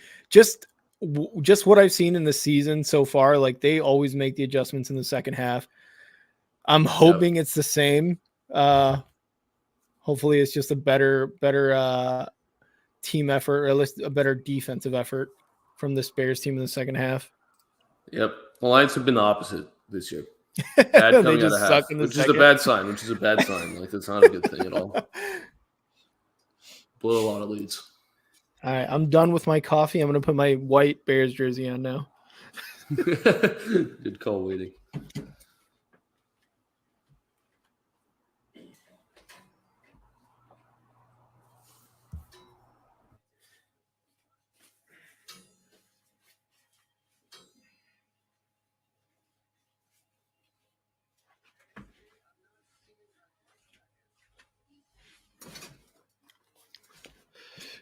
Got the Khalil Mack 100-year anniversary jersey.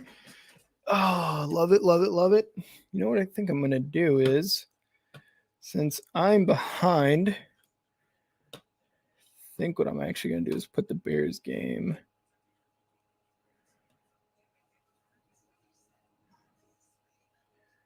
Where is it? Where is it?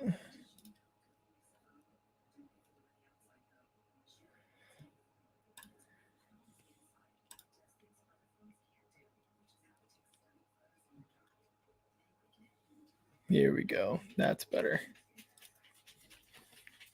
I don't know why I didn't think of that before. My laptop is up to date, is faster than my TV. Why didn't I just watch the Bears game on the laptop? That is actually a much smarter move on my part. Everybody clap it up for me being smart for once. I hear the claps. Thank you.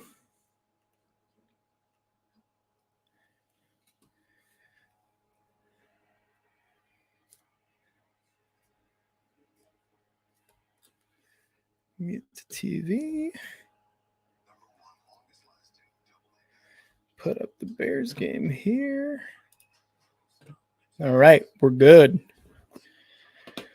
Thank you guys for joining us on a live stream right now. Bears versus Lions. Currently tied up 10-10 in the third quarter. Bears are getting the ball back. Justin Fields, after that great second quarter run, he just laid somebody out, a Lions defender. I don't know who it was, but he absolutely laid him out. If you guys saw that, that's how the Bears got their first touchdown of the game. And of course, Justin Fields, he's just a monster. But the defense has kind of stepped it up here in the second half so far. They stopped a third and inches, something like that. But yeah, we got Justin Fields coming up here. So far, 5 for 8, 51 yards passing, 8 rushes, 69 yards, and a touchdown rushing. Danny McCade, unfortunately, we do not show the game for the Bears and Lions. We try to maybe not get sued by the NFL. That's kind of the the goal here. But we will talk about it if you want to join us. There we go. There's a nice pass by Fields to Mooney across the middle. And yeah, Bears 10-10 right now, 12 and a half minutes left in the third quarter. We got Alex here in a bit. Joining us, our resident Lions fan. Away from the screen at the time. But yeah, if you guys want to follow us anywhere, catch our live streams from now and in the future, follow us at Star 6 Media. We're on Instagram, YouTube, TikTok, Twitch, Facebook. Yeah, follow us for all our live streams. Come on, what are you doing? An end around? What are you doing? I never liked these plays.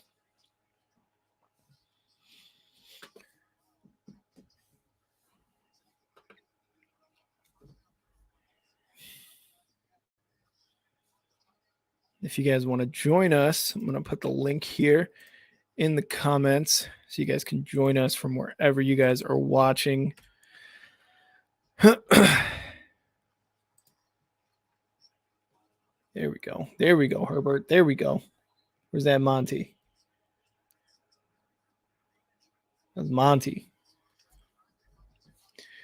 Who do you guys, I guess that's a question, right? Like, a lot of the talk has been Herbert is a better fit for this offense. Montgomery, for all the things he's done, he's just a workhorse. Who do you guys like better? Do you guys like Herbert better? Do you guys like Montgomery better? I don't know. I love both of them, and it'd be great to kind of have like a two-pronged attack with them. But there's also the other running back that we had just we had drafted, I think, either last draft, this past draft with Justin Fields. I forget what it was. Great pass by Fields to Mooney. Eric just says yes. I think I'm gonna assume you like both of them because I do like the two-headed monster attack of them. So I forget the other guy's name though. Oh, God, I can't remember the third running back's name. But yeah, I love both of them. I would love to keep both of them, but in the NFL, it's kind of been learned that you don't pay running backs huge money. I think unless you're looking at like a Derrick Henry type of guy who's when your offense runs through just the running back and that's it. Like, I think you have to pay a guy like that. Let's go, Kmet. Let's go, baby. Ebner. There we go, Eric. Thank you. Treston Ebner, our third string running back. But yeah, I'm liking Herbert, but I still love Montgomery. But I also love Jordan Howard. You know, a lot of the other guys before Montgomery. I mean, you looked at Matt Forte, they got rid of him. And again, this just goes to show that you don't pay the running backs, and that's how it goes. That's just how it goes in the NFL.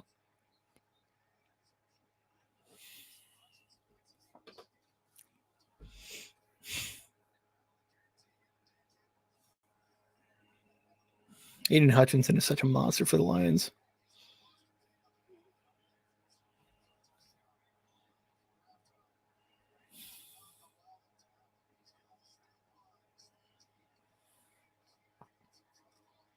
Here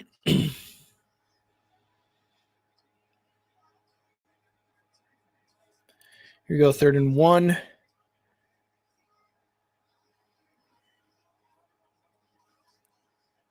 There we go.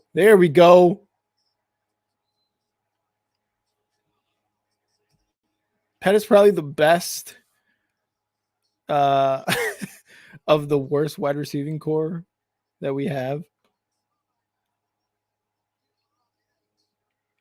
He's like the best name that I've never heard of at wide receiver on our team right now. Obviously, we have Mooney. We have Ace Claypool. So those are, top 2. Byron Pringle, N'Keal Harry can make a vie for the number 3 spot. But Dante Pettis has actually been pretty impressive. I'm not a huge fan of Equanimeous St. Brown, especially after, he dropped that 4th down pass last game against the Miami Dolphins. Not a fan of that. I mean, it was in his hands, and we talked a little bit earlier about the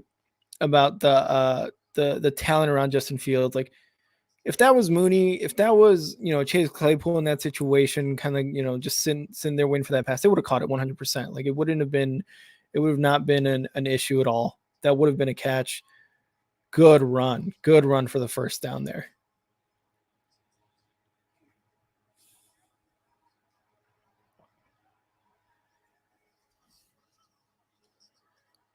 There's Monty. He's just a bulldozer, man. God, I love Montgomery.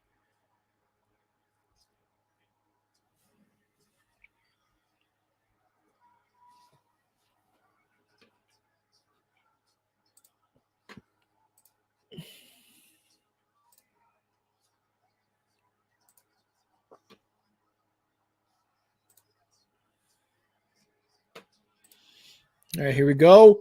Let's go. Touchdown, Bears. 16-10. Who was that? Cole Kmet. Cole Kmet with his 4th touchdown catch of the season. 4th in the last 3 weeks. So that's how you know they're involving him more in this offense. I love it. Jose, yes. Let's fucking go. Kmet. Love it. Love that they're including him more in this offense. Big-bodied guy. And Jose, I know you love him because he's from Notre Dame too. So I know you love that connection right there. 16-10 Bears. I don't know if Alex is watching right now. I don't know what the deal is, but he's not going to be very happy when he comes back. Let's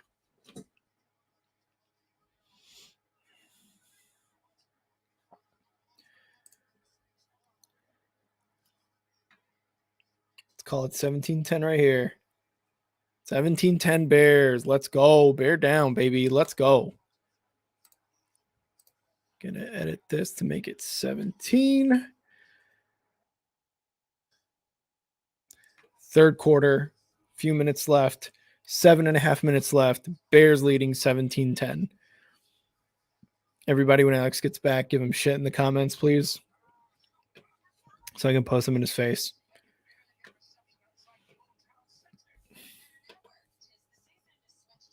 I think the jersey helped. If you're a Bears fan and you're anything like me, then you are 100% about the superstition. This is either going to gonna help or really hurt. He's a Lions fan already. Yeah, you're right. He's had enough pain. You're right. You're right. Bears, baby. Bear down. That is torture enough, Eric. Oh, man.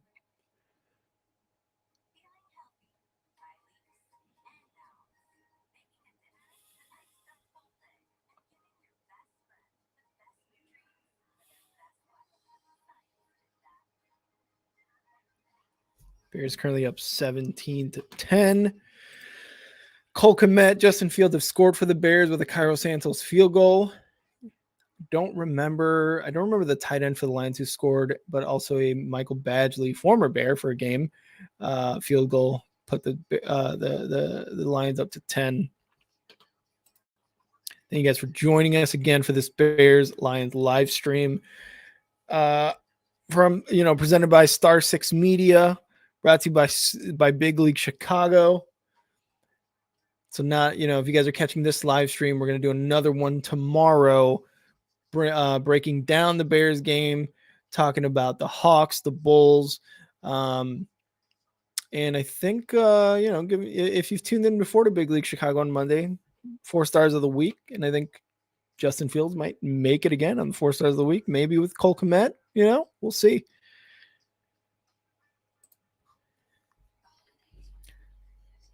Do we need a new tight end? Is that what you're asking, Eric?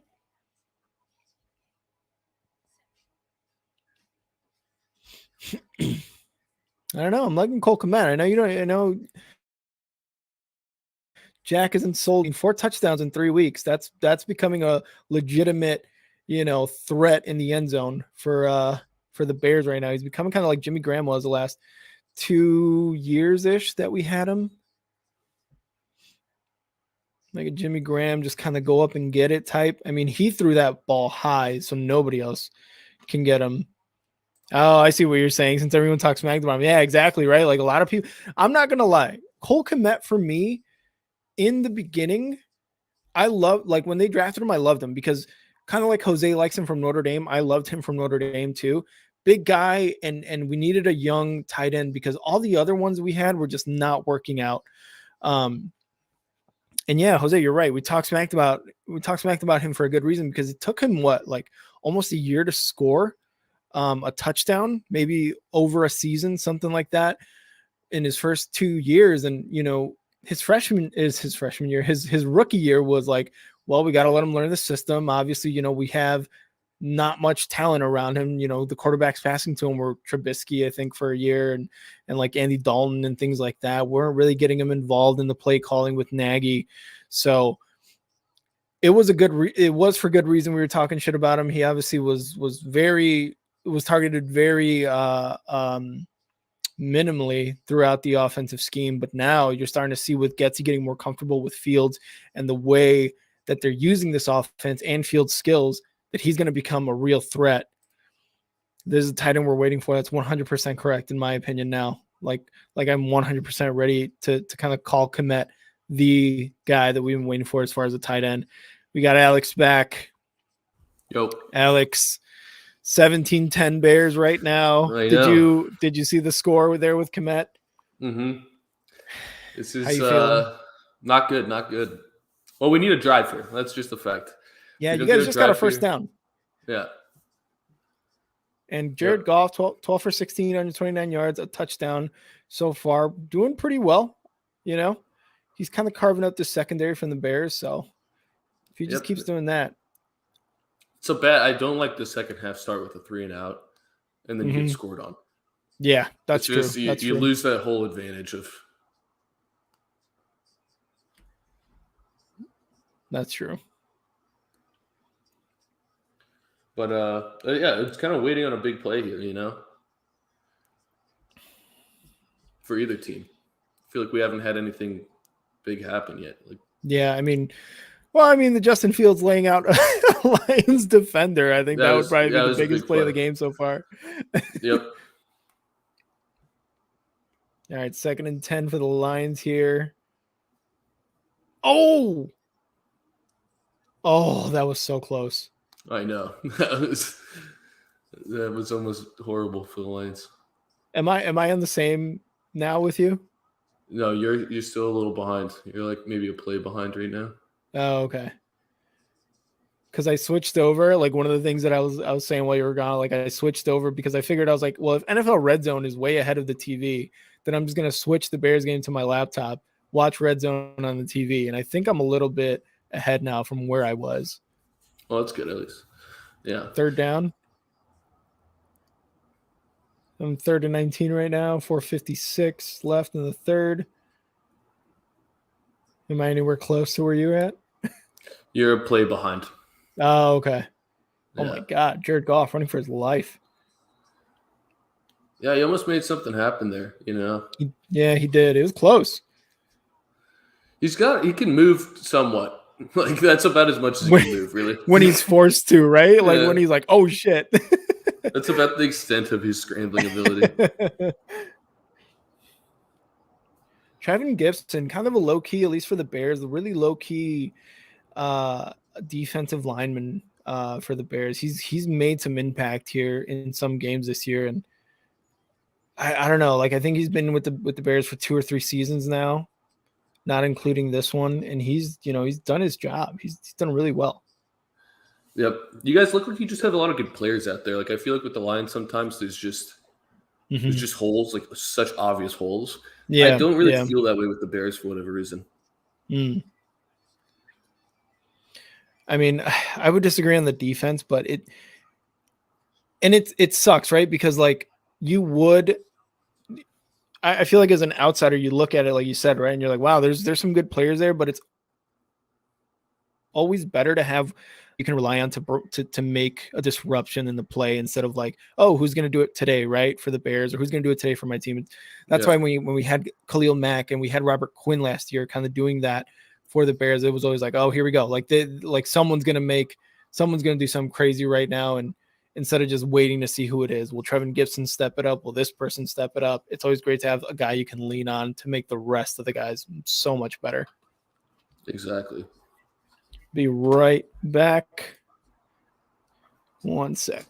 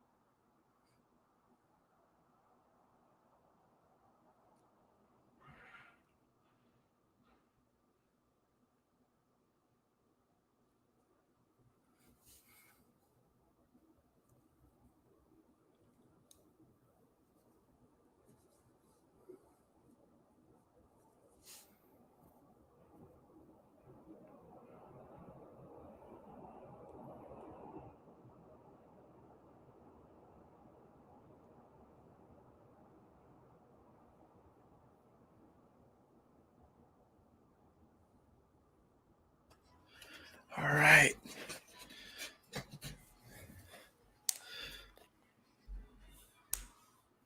Dude, Miami is killing Cleveland right now. 24-7. This team's good. Miami's so good, man. Yeah.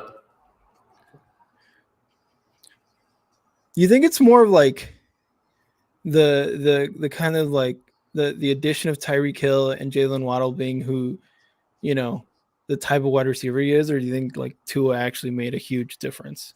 I mean, he made a big jump, don't get me wrong, right? But I feel like if they didn't get a Tyreek Hill, it'd be kind of a struggle bus for him. Yeah, I think it's a huge difference. I also think McDaniel's just a really good coach. So I think that was a massive update too. That's true. Because it seems like he's just putting Tua in positions to play well, I think Tua's good at some things and he's limited. He can't throw a deep ball to save his life. No, but I think the crazy thing about the deep ball, which has honestly been a huge help to them, they're just getting pass interference calls on these. So it's true. Like this Tyreek just jumps and tries to go get it and pass interference. Like it's been an effective play in that way. So they're strategically using the pass interference to their favor. Yeah, the underthrow pass interference.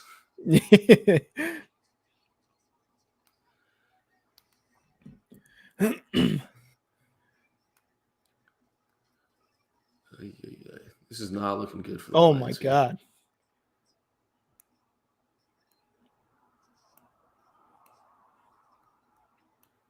I was kind of saying while you were away from the screen that I hope they don't go away from like Montgomery and Herbert, just because like the talk has been that Herbert has been a better fit for the offense, but man, Montgomery is just a bulldozer when you need him to be, and kind of hope they keep the two-headed monster of them too. But really, like I was saying, you don't pay running backs anymore in the NFL really, unless you got a Derrick Henry where the offense just runs through him. Yeah, exactly. Let's go, Kmet, baby. What a touchdown. Cole Kmet's second of the game. Yeah, that's a big play. That's just That a was blown a coverage somewhere. Huge play. Oh my God, Jose. Kmet touchdown, bear down. Love it. Yeah, that's huge. That was huge. Oh my God, what a play. 2 passing touchdowns from Field, a rushing from Fields. Dude, I should have started him over Josh Allen. God damn it. But like as a Bears fan, like you gotta like look at what I've been having to deal with the last few years is like this is completely unexpected. Yeah. If you told me last year, week 17, week 18, that Justin Fields was going to be this good this year, I would have laughed at you. Yeah. But he's starting to become like a starter now for quarterbacks in fantasy. I think he totally is. I think probably over the last 5 weeks, I always see numbers on him. He's like the number 1 quarterback over the last 5 weeks. Mm-hmm. Maybe it's time to trade Josh Allen. Thank you, Jose, for keeping it to yourself. What's up? I said maybe it's time to trade Josh Allen. I'm thinking about it. I'm thinking of selling high. I'm honestly thinking of selling high on Josh Allen. Yeah, Jose, thanks for keeping it to yourself. Jose basically works knowing everything before we do for Bears games. So huge props to him for keeping it to himself. Even though I know you must be super excited to see that, and you're just like waiting for the stream to catch up.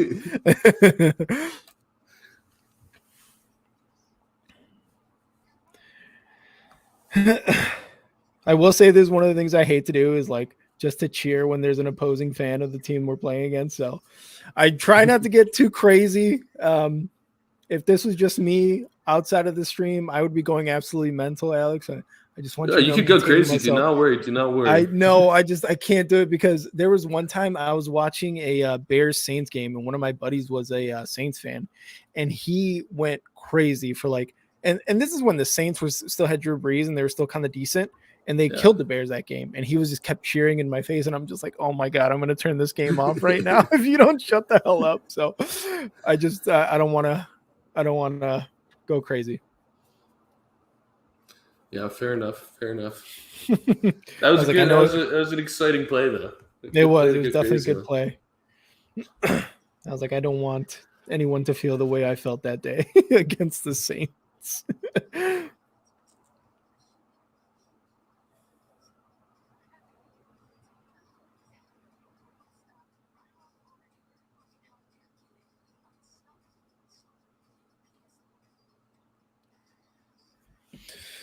If you're just joining us on this Big League Chicago Bears versus Lions stream, Bears just went up 24-10 after another Kmet touchdown from Justin Fields. Still in the third quarter. We got about, 2:45 left. Yep, 2:45 left in the third.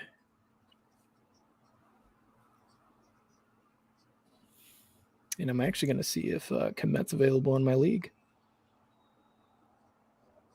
Yeah, he seems like he's elevated his role in the offense lately. Yeah, 100%. What happens here? I think I had drafted him, like maybe in like one of the later rounds in my fantasy draft, because my name on our fantasy team is How I Kmet Your Mother. So I should have, I had him. I think I drafted him. Yeah, I gotta have him, right? But it's just, again, the Bears earlier this year were not doing it just at all on offense. So I was like, all right, well, I think it's time to drop him instead of keeping some, a space on the bench for someone who's not doing anything for me. So, but he is not available in my league. Damn it. Might need to pick him up. Might need to trade for him again.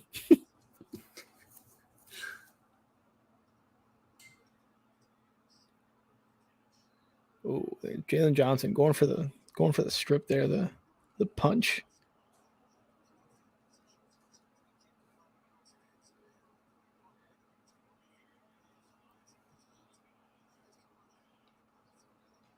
We have commit. No, I guess maybe he is available. Just gotta look for him.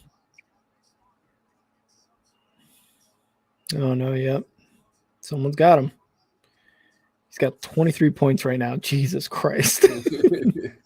Don't you hate that? Like, yeah, I had this guy, and now it's like, now he gets to show out. Now he wants to show out. Yep. I just learned I have Devin Singletary on the bench today. Oh, he's got 15 points already, I think. Yeah, he's got the 2 touchdowns. Mm-hmm. Not great.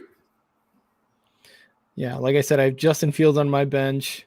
Darnell Mooney, I had him last week on my bench too. I think he had almost 20 points. He had scored 1 or 2 touchdowns too, or had a few catches. I forget, against the Dolphins. But Justin Fields, almost 30 points versus 15 points from Josh Allen. Man, if anybody from my league is watching or listening right now and you guys want Josh Allen, maybe now's the time. Maybe now's the time.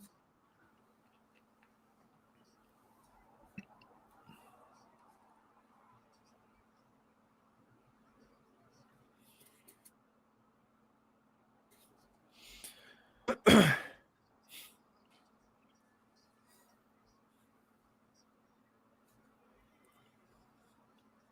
think I'm, what is this, second? Yeah, 2nd and 7 right now. Sack. Sanborn. Big play. Yeah, Sanborn again too, making plays.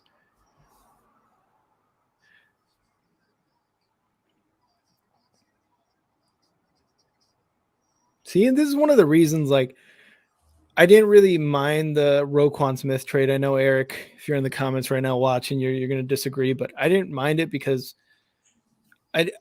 he was our leading tackler, sure, but those tackles, my reasoning for not caring as much was he wasn't a disruptor of the offense, right? Like he definitely stacked up tackles, but he wasn't someone who made a huge difference on every play, or had QB pressures, or did this or did that, like a Mac, like some of these guys that command $20-25 million a year contracts. So I didn't really mind the trade, but I mean, defense definitely did get worse. But then you got guys like Jack Sanborn, who in the preseason I looked at and I was like, wow, this kid's good. And then, they got rid of Roquan, they brought him on, and I feel like the Bears always have good linebackers regardless. So, oh man, that was a bad drop by Zylstra. A horrible drop. Yeah. It can't happen. Mm. When Goff is at quarterback, it's just limited. Yeah. So drop passes don't work. Oh, that was a weird punt. Still it did was a weird job, punt after a weird kick too. I don't know what's going on. Yeah.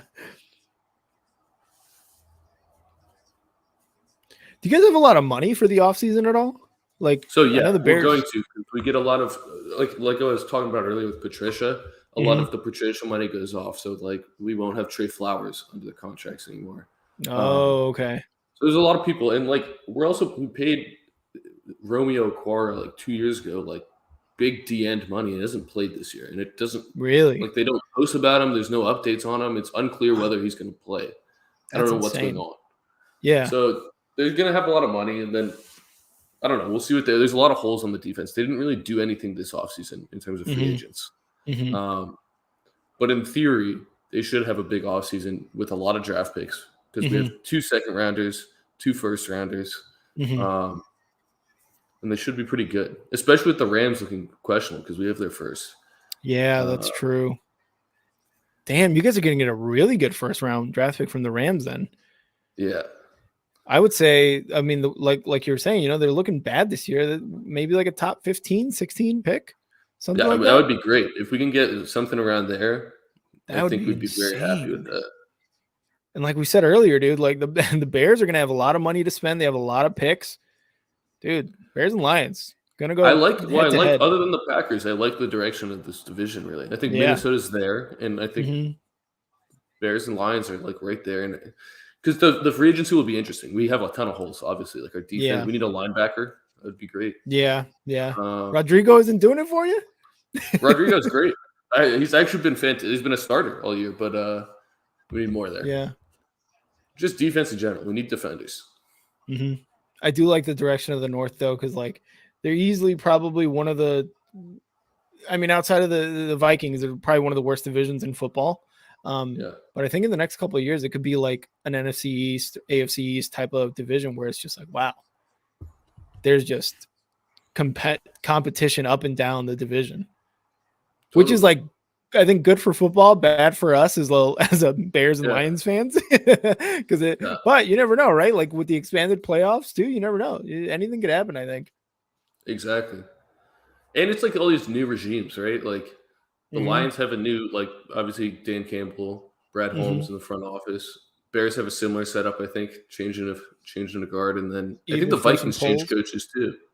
Yeah, they got he was an offensive coordinator somewhere because this is his first year too. I don't know about the front office though. I don't know if the front office changed, but I know they got this is the first year head coach. And it's just way better than what they had before. I forget who their coach was before. It was Zimmer. Mike Zimmer. Yes. Zimmer. Yeah. He was not good. No. I think he's probably like he's an okay coach, but like he just wasn't adapting, you know?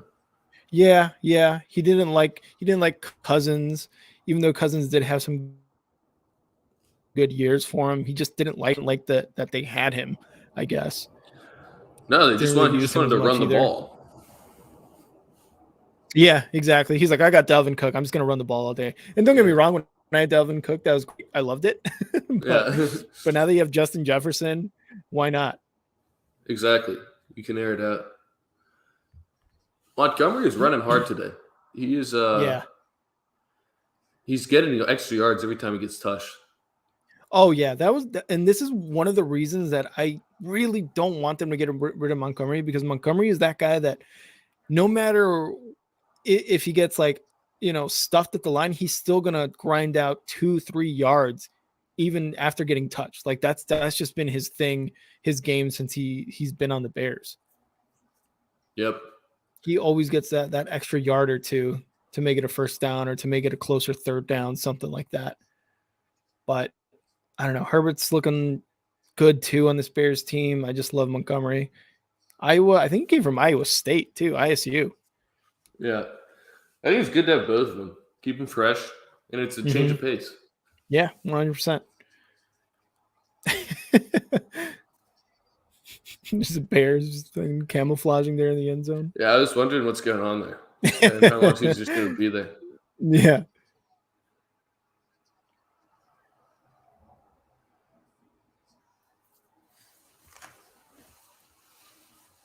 Oh, that wasn't pass interference? I was waiting for the flag. Yeah.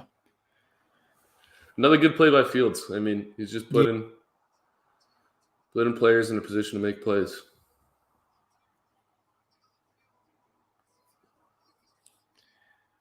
See, because he was not playing the ball there. Whoever that linebacker was for you guys. Yeah. It was kind of – I think they allow the face guard now. Do they? They changed that rule. Huh. But that kind of could have been called, I think. Yeah.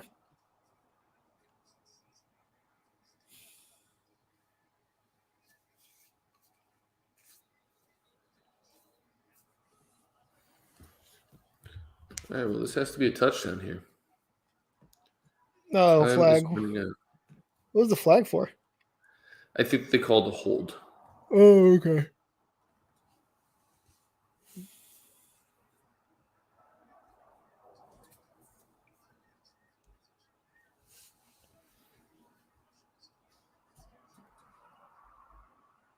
Yeah, holding kicking team.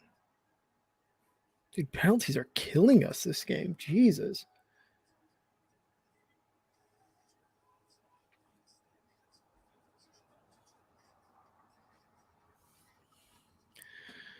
Thank you guys for joining us. Big League Chicago live stream for the Bears versus Lions. Bears 24, Lions 10 in the fourth quarter. Actually, I got to update that. Lions just got the ball off a punt. Alex really wants them to score a touchdown here. I do. Obviously, I do not. Some deep analysis. Yeah. I got to say, though, Amon-Ra St. Brown, savage. I think he's got 8 catches, almost 100 yards. He is going ham right now. Yep. And I'm excited. I'm really excited to see Jameson Williams play this year because I want to see what an offense can look like with anything across from Amon-Ra St. Brown. Josh Reynolds was pretty good, though, for a little bit there. I mean, the first couple of weeks of the season, we were putting up huge points. Yeah. Now it's just a little harder because, like, Swift isn't healthy. Mm-hmm. Only Amon-Ra St. Brown is healthy at receiver. Hawkinson's gone. It's just that Goff can't carry an offense like that. Yeah. We'll see. The weapons should start coming back. Yeah, it really is kind of just the injuries that kind of screwed you guys. Well, they're just all at receiver, so it's like yeah, and it's like, oh wait, yeah, Jared Goff, our quarterback, cool. No receivers. Oh wait, shit, that sucks. Yeah. Like Jamal Williams is our second best like playmaker on offense right now, and he's not a playmaker like that. Yeah, you know, he's a good running back, but have the better St. Brown on my fantasy team today. Yeah, I wish I hadn't traded him either. Eric. God, I really wish I had him right now because I think I traded him for Michael Pittman and Freiermuth, but that's because I didn't have a tight end. I needed a tight end so badly, and I was like Freiermuth from Pittsburgh, him because I needed a tight end, and he has not been great for me either. Yeah, tight end is tough. It really is. Like unless you got like a Kelsey, like you're kind of screwed. Yeah, you need Kelsey. Maybe Mark Andrews. I thought I was going to get Mark a Kelsey Andrews type when I took Kyle Pitts. Yeah. No, I do not get that. I did not.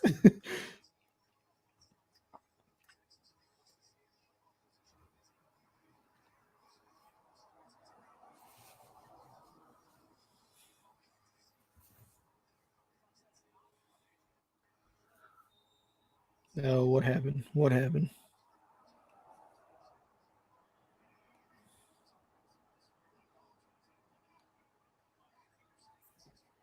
Oh, it's getting a little scrappy here.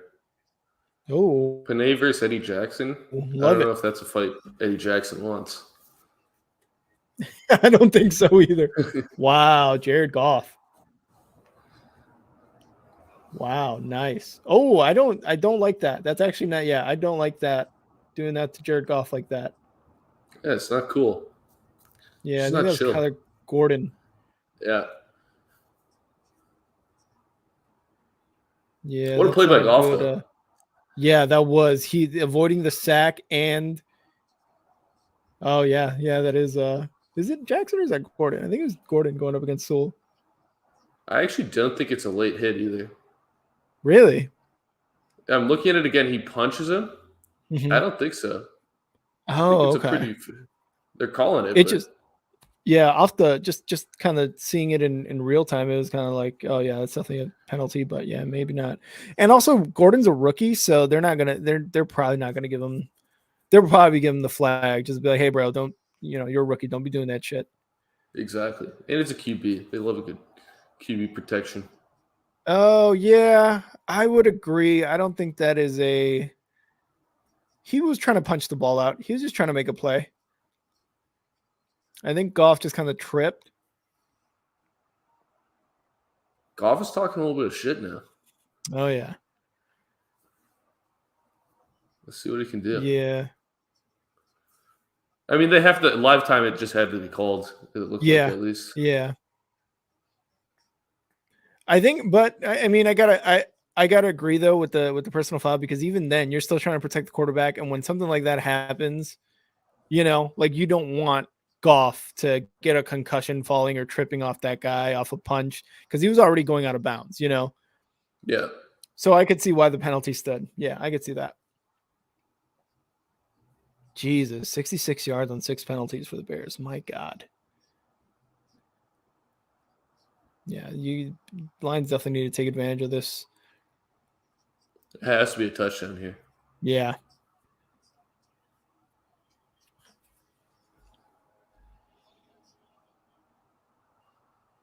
Who is this Pennell guy? Pennell? Pennell? Yeah, I'm going to be honest. I don't really know. He just looks huge. Yeah, he's a big dude.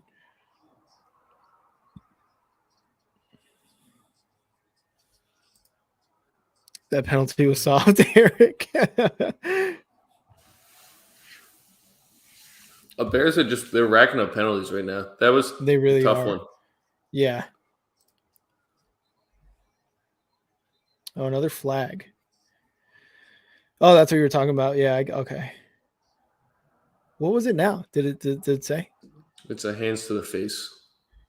Oh my God. Jalen Johnson. And it was the right call. I mean, again, he's got his hand in his face. Like, Can't get any simpler than that, right? Yeah.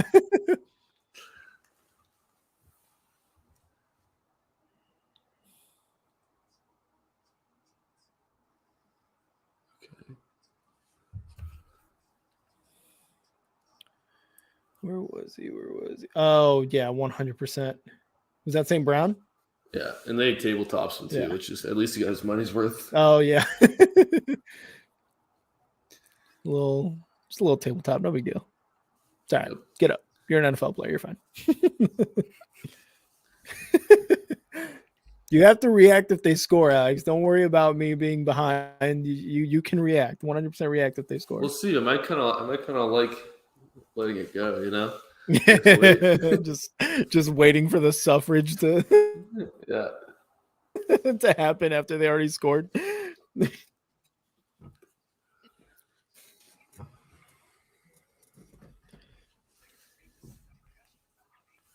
Josh Allen doing a little bit better. He's gotten me 16 points so far. Najee looked like 13. He's having the game today. Not a great one, but he's only got 75 yards. But I mean, hopefully he gets a touchdown because this is insane. It's a big improvement from what he's been, though. That's true. Darius Toney. Such a waste of a first-round pick. God damn it. Okay. Kadarius Toney's got 57 yards today. Kind of interesting to see how he develops there. Oh, yeah, because he got traded to Kansas City. Kansas City, that's right. And Juju went out today, so I wonder if they're going to start using Toney. He's just a joystick. I mean, he's a crazy player, but hasn't really had the opportunity. Yeah, that's true.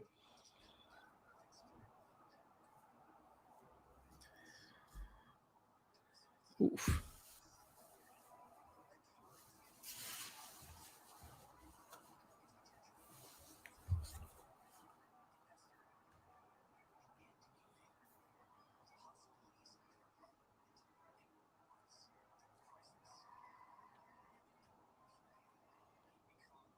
Again, if you're joining us on this live stream, just want to let everybody know Slot Shot NHL Hockey Podcast has finally dropped. Alex, one of the co-hosts on that show, one of the newest show to get on Star 6 Media, so go check it out right now on Spotify and I believe Google.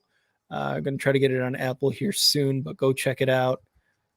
Got Alex, Jack, who was here on the live stream for a little bit, and then newcomer Ross on there as well. Go definitely check it out if you are a fan of the NHL.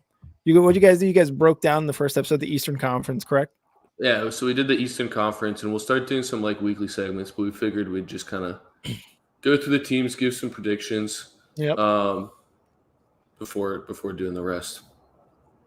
But yeah, it's fun. I thought the first episode was a good time. Ross, natural on the mic, so it's always good.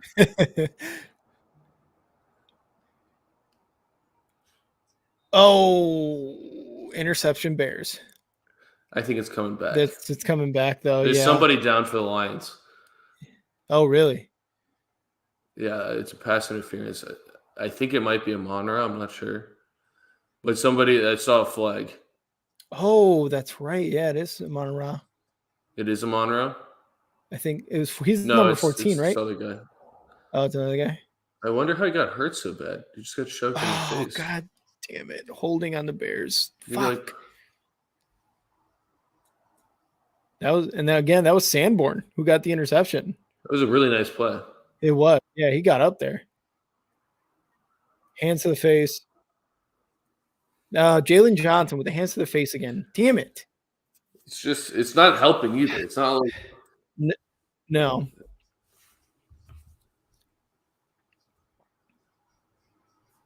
Wait, I don't know. What was that? They called it pass interference, I think. No, he said hands to the face. He said hands to the face. Yeah. He just kind of shoved him. I think he got him under the mask, maybe. Yeah, and that's why he went down, probably. Yeah. Because I don't understand why else he'd go down like that. Yes, Nick Chubb scored a touchdown for me. Love it. Oh, I wish I had Nick Chubb. No, dude, he's been my saving grace. What a beast. With Najee being as bad as he is this year, Nick Chubb has been my saving grace. Another bad call, Eric. Yeah, I have to see it again. I think, like Alex said, like he went under the helmet, and maybe that's why he went down, or he played it off really well. But yeah. I think it was a good. I don't know. I'd have to see it again to really kind of say if it was a good or bad call. Dude, just the penalties are killing the Bears right now. Why? It's too much. That would have been an interception. That would have been, I don't know, to an extent, game probably. Yeah, that would have been the game. Looks like Buffalo is killing the Vikings right now. 20. I'd love to see it.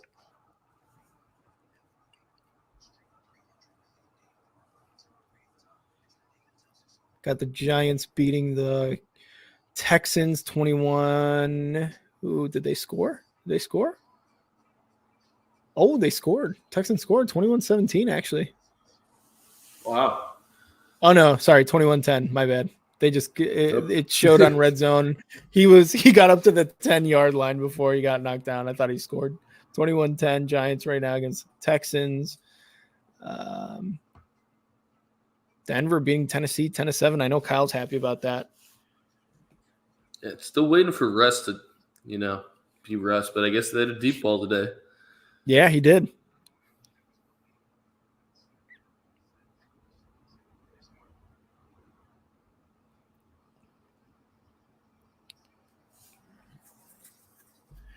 Bears Twitter going crazy right now.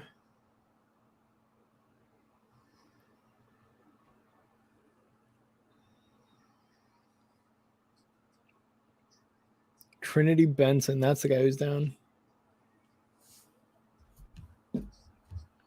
Oh, no. Yep, that's a touchdown.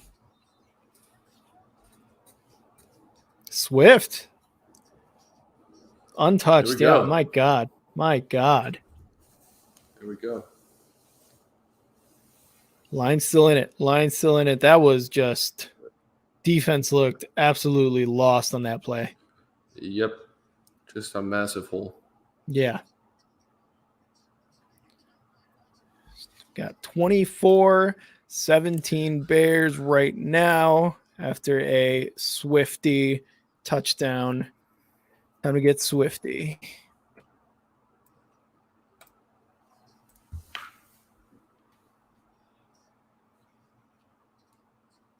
All right, Bears need to get a touchdown here. Bears absolutely need to get a touchdown here. Oh, wow. Dalvin Cook just cooked the Bills defense for like a 90-yard touchdown. Really? Yeah. Wow. 27-17 Bills right now. Minute and a half left in the third. Jesus Christ. He was untouched just like Swift was. And that was like it probably wasn't 90 yards. It was like 60 yards or something like that. But that was insane. Untouched. I guess if the passing game isn't working for the Vikings, you may as well just give it to Dalvin Cook all day. Yep. Go back to what Zimmer liked. Yeah. Damn. Bad defense. This is something else. Like I said, like we talked about earlier, like just holes to fill. Like for the Bears, they definitely need guys on the edge there. Yeah, it seems like they could like really just any like I don't know impact like playmakers. Yeah, that really is it. The pass rusher would be scary. Another tackle for Hutch. Hutch is having a good game. He's made some big plays today. I'd love to see him get home on a sack, but Fields is not making that easy. No. I think really this kind of the only way I think the Fields has gotten sacked is really just kind of waiting in the pocket, and that pocket collapsing on him or just, somebody getting through. It seems like you got to have two guys back there to get him. Yeah. One on each side. And even then he might beat you in the middle. He's done it many times. Oh, yeah.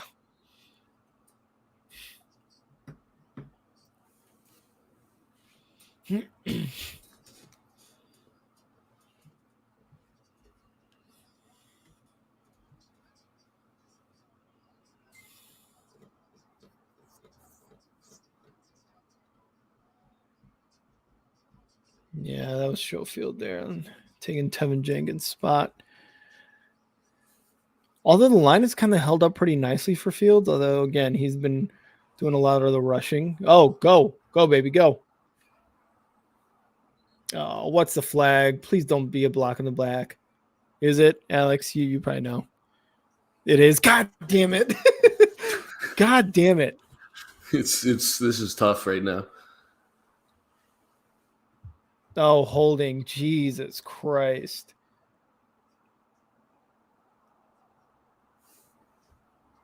Is it Braxton Jones again? Who was it? Griffin?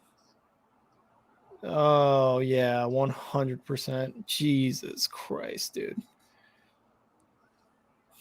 9 penalties for 86 yards for the Bears. This is insane.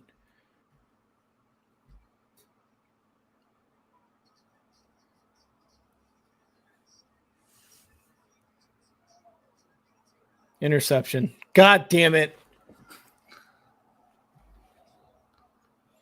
A little house call for Big Hefe. Oh, Kuda. Yeah. Damn it. That was a bad pass fight. It looked like he Houdini'd again. Yeah. I was pretty salty because I thought we had him. Wow, what a bad pass. Yep, that's exactly how I'm feeling, Jose. 100%. God damn it. Bad pass by Field on that. I mean, it looked like he was already out of the pocket. Just throw it out. Yep.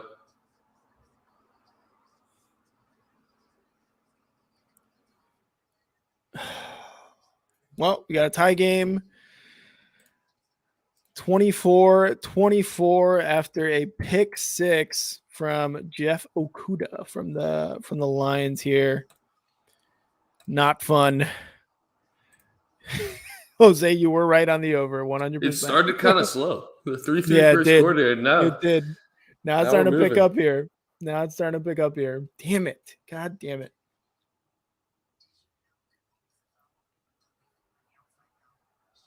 Yeah, not ideal at all. Damn it. Okay, well, we still got some time. In this game. Bears are getting it back. There is still 10.5 minutes left in the fourth. And I mean, again, this is a division matchup. They're going to play tough. Both teams are going to play each other tough. They see each other twice a year. They don't want to lose one. So 100% is going to be a good matchup here. Yep. I agree, John. I need Claypool to get a touchdown in this game, please.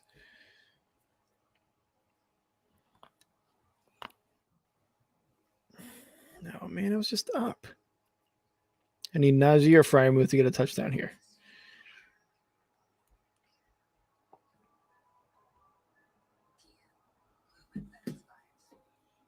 I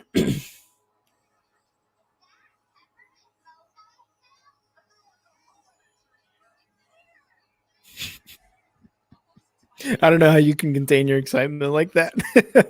You held it in until it happened. Because you know how the real reason I can contain my excitement is because my whole life as a football fan, I've learned you have to wait for 10 seconds after the play for any flags. Because the Lions love a late flag. It happens all the freaking time, especially in Green Bay and Dallas. Those ones come super late and out of nowhere too. So that's kind of, I think that trained me a bit to like, just relax, and then you can be hyped. Okay, good. Did we kick the PAT? All right, then it's a score. Yeah, we need the PAT. Really, that's what we're looking for. Honestly, yeah. First pick 6 in last 60 games. Last one, no surprises. Wow. Big play slay. That's insane. The Bears get a lot of pick sixes. I feel like over the last couple of years, I mean, Eddie Jackson helps with that, but I feel like you guys get a lot of pick sixes. Yeah. And I mean, when you look at like 2018 and even way, way before that defense back in like 2006, when they actually made their Super Bowl run, a lot of that like turnover differential was a huge factor in why they were winning games. And of course, pick sixes were a big part of it, right? Or fumble sixes, something like that. That was just a huge reason why they were winning games. I mean, it changes everything. It 100% it does. The momentum can shift. I mean, look, it's a tied game now. You guys were down a score. You get a pick six. The momentum's changed. Now it's like the Bears got their backs to the wall and they got to fight out of it. They have to score on this drive. Unless they don't, and then they stop the Lions, and it's like, okay, which way is the momentum going? It's just a huge play. No matter what team, it's a huge play. Exactly. That's kind of crazy. Coordinator going crazy. You're about to see this graphic, but at Ohio State, they were both one, Fields and Okudah too. So. Oh, really? Yeah, because college will let you do both sides. You can both be one. Oh, wow. Little one, big one. That's kind of cool. They're showing this Dalvin run. Oh. Wow. I don't know. I don't know if I like or don't like that. Wow. I just saw the Dalvin Cook run. Oh, you did? Yeah. It was like 60 yards or something like that, right? You saw that. It was insane. There we go, Mooney. Close to that first down. Let's keep it close. Keep it close.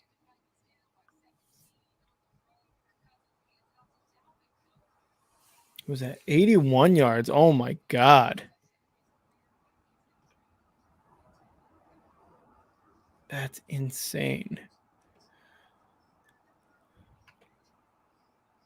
I'm going to put this comment by Jose up because I'm about to get really excited, I think. Yep. There it is. There it is. There it is. Oh my God. What a playmaker. What a playmaker. Yes. Thank God. Woof. We talked about the Dalvin run and then Fields just goes on, what is that, 60 yards? Looks like it. That's insane, dude. That was an accident. No, you're good. And the breakaway speed was just. It is. It's crazy.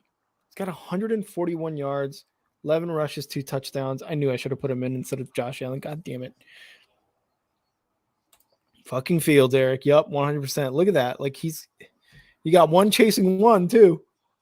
Yeah. That's wild. Oof. That's insane. That is insane. Oh, did he miss that kick? Oh, no, he got it. Oh, thank God. Whew. No, he missed. Oh, he did? Oh, damn it. The scoreboard counted it, but he missed. Yeah, I was going to say the scoreboard definitely counted it. Yep, made up for that pick six, Jose, 100%. Wow. That's crazy.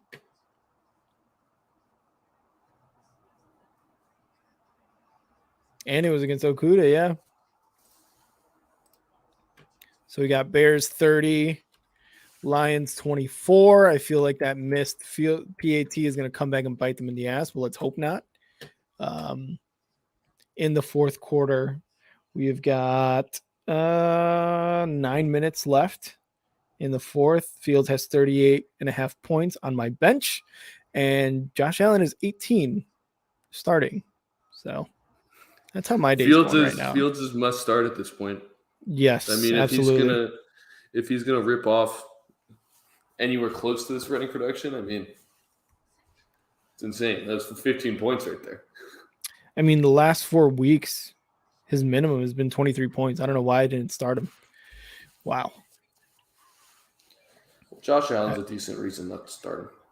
Yeah, I mean, someone who came into this season where it's like, this guy's going to be an MVP this year, right? Like, he's going to be an MVP. He's going to the Super Bowl. He's got one of the more complete teams in the league. Like, but Justin Fields is becoming a must start, like you said. It's just he's just too much running upside. Yeah, it really is. It's like Lamar Jackson almost, except without the passing or with the passing. Yeah.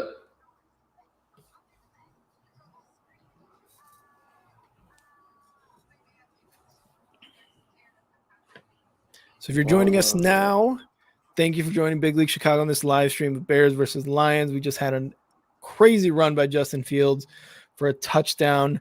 We've got our resident Lions fan from Star 6 Media here, Alex, taking part in this live stream.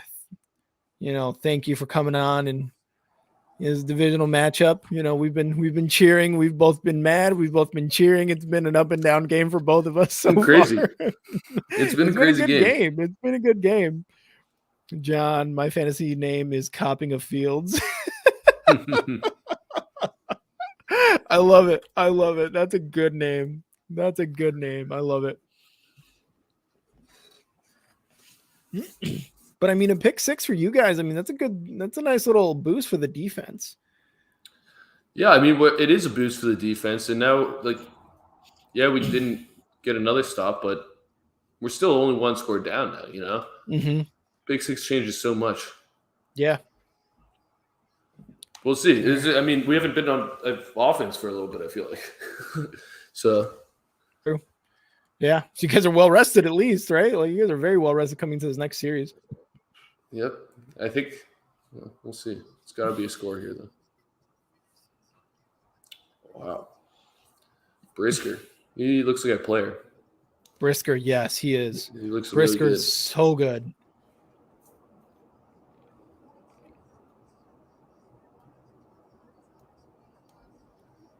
Jesus. Seeing that run again is just it's nuts. Oh man, it is. It really is. Because he's an outtake. Like, the more games he does this in a row, it's just more. Like, I feel like I know there's a lot of Bears fans who are believers and always have been, but like when you start seeing your prospect perform at like an elite level, repeatedly, it just changes the like you expect it all of a sudden, Yeah, every game now, every game. Wow, 549 rush yards in 5 games. It's crazy, man. He's got 140 today. That's insane. Come on, Josh Allen, let's go. I need you to throw some fucking touchdowns, dude. Come on. But yeah, Brisker, you mentioned them earlier, rookie safety, like he has just been a great compliment, I think, to Eddie Jackson, and why Eddie Jackson's kind of had a reemergence in rear this season with like the interceptions, the somewhat of a playmaking ability. He still kind of sucks in the open field tackling, but Jaquan Brisker is a very, very good addition because he's come in, he's gotten sacks, he defends passes really well. He's a great pickup by Poles. Yeah. Looks big too. Yeah, I think big guy. Yeah. Josh Allen gets an interception. Of course you do.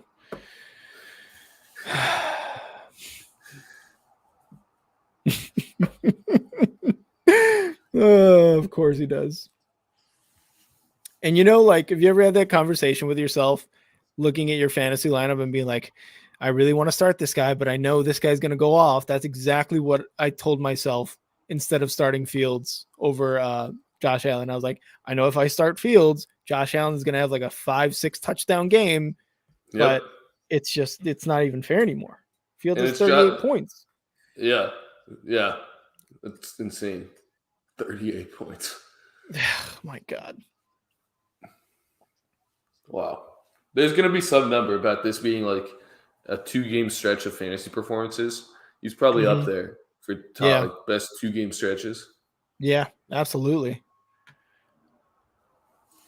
John started Allen over Tua. How is Tua doing? I don't know. I think he's had another good game. 22 points, at least on ESPN. Yeah, I mean, he's still got more than Allen. That's for sure. He's still got way more than Allen.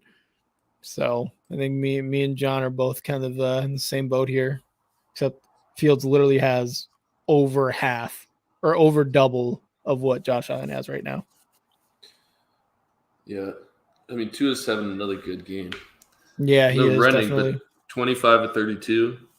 Yeah. 300 yards, 3 touchdowns. 3 touchdowns. He's kind of sneaking in. I feel weird saying it, but he's kind of sneaking into an MVP discussion. I would agree. Yeah, I would agree. He might just be in it, actually. I think that's more accurate. I think he's just in the MVP discussion. Because, I mean, it's Josh Allen, it's Mahomes, right? Like your usual suspects there too. But Tua is definitely making a case. I think from last week's like MVP votes, I think Tua may have gotten 1 or 2. Mahomes maybe 3, but like Allen got definitely the majority of them. But he is just careless with the ball these last 3 weeks that he's been playing. Yeah, he's been absolutely careless with the interceptions, and that's what's kind of I think what's going to derail his like MVP, road to MVP pretty much. Yep. This too is a little gunslingery, very gunslingery. Justin Fields might start sneaking in the conversation there too. He's playing well, man. He's playing really well. Definitely the MVP for the Bears. Like Bears MVP 100% is Justin Fields this year. Yep. Oh, look at that guy. That guy with the belly. I love it. That's Bears fans for you, baby. Cowboys. I hope the Packers get destroyed today. They should by the Cowboys. They have a Cowboys really good are offense. going to run over. Yeah. I mean, they almost put up 50 against the Bears. Can you imagine like a really terrible Packers defense? I think and I bet they'll have a defensive touchdown. I love the Cowboys defense. You think so? Oh yeah. Micah Parsons is such a beast too. He's just unfair. Yeah, he really is. He's fast. He's big. He's a monster. 5 consecutive games of 225 rushing yards for the Bears. Insane. That's amazing.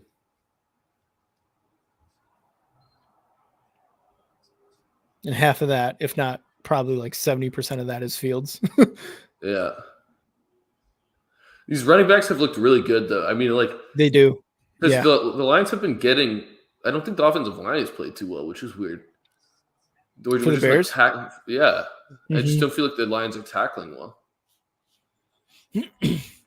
And like I would agree, but it's just the Bears running backs are just they slip off. Like they're so good at slipping off. Monty and Herbert are so good at slipping off tackles. Like that's just who they are every game, no matter what. Yep.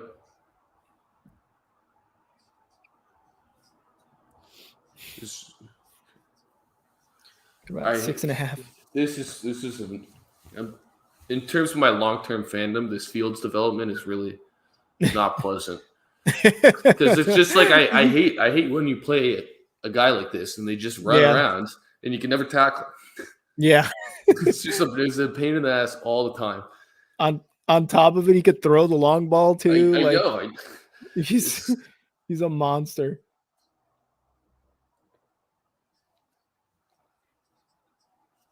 Yeah, didn't like that. Didn't really have anybody open, but that was defended well. That was the first time I feel like we've actually defended that, and it still looked like he was getting out.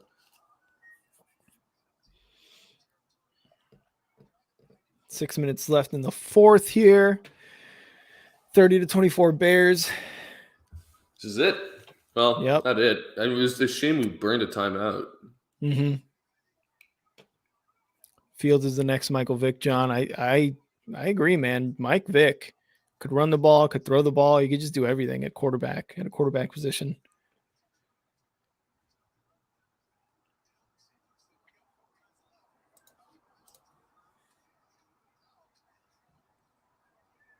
Great punt. Yeah, very good punt.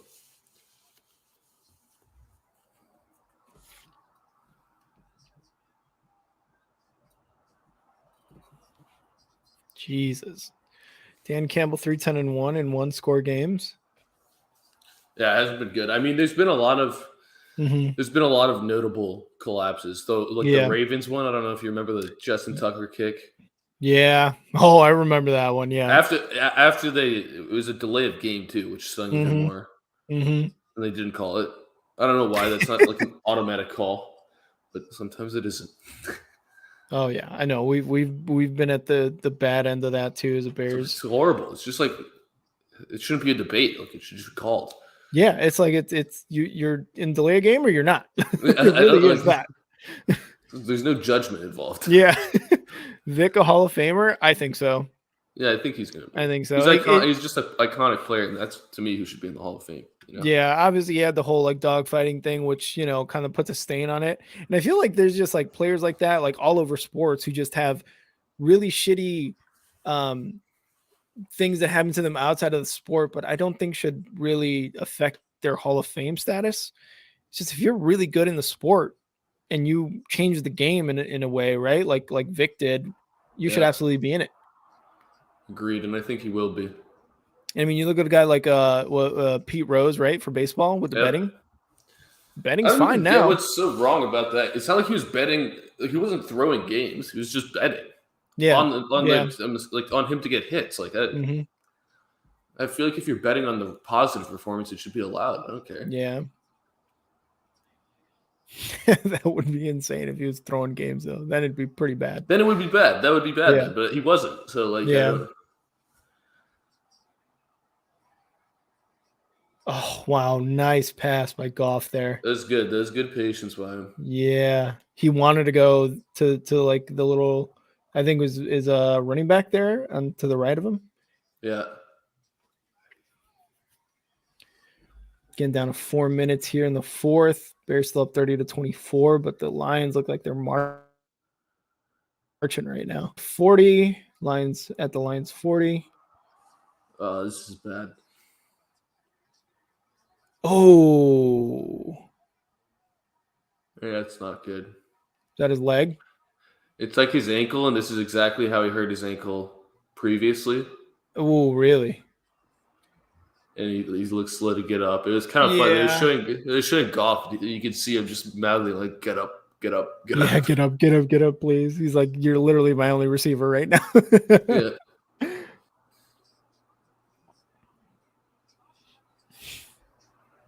That's a nice graphic of all the receivers injured. Just everyone down and out. Every single receiver is injured at this point. Yeah. Our punt returners are number one now. That's insane, dude. We got running backs in. Literally, that's what it's going to come to. Like, right? Here we go. Amon's moving. Monreal, let's go. All right. Yeah, DJ Chark on IR. Quintus Cephas, Josh Reynolds. Yeah, Josh Reynolds would be clutch right now for you guys. And Josh Reynolds, Goff loves Josh Reynolds. They were he does, yeah. Yeah. And they just have good Josh Reynolds, I describe him as like the most average receiver because he's kind of got a little bit of everything in his game. And he's good. It's not like a diss. It's just like he's not like spectacular anyway, but he's 6'2", some size, some speed. Yeah. You think he's kind of like a 50-50 guy though? Jump up and get it? No, but he can. Yeah, like, he can. He's got these. He doesn't really do anything that well. That's but he does everything kind of well. A weird player. A good number 3, I'd say. Number 2, you're asking something a little much. But this kind of been a tough storyline for us because I was super excited about the receiving core going into the year. Like DJ Chark was a good 1 year. See what happens. Yep. Josh Reynolds was like the number 4. But yeah, and Jameson Williams I thought would be back by now, but they're taking it slow. Justin Jones has been great for the Bears. Just swallowed up Swift there in the backfield.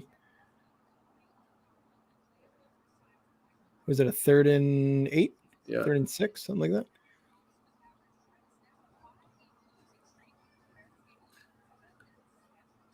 Dude, they got some 3rd down magic here.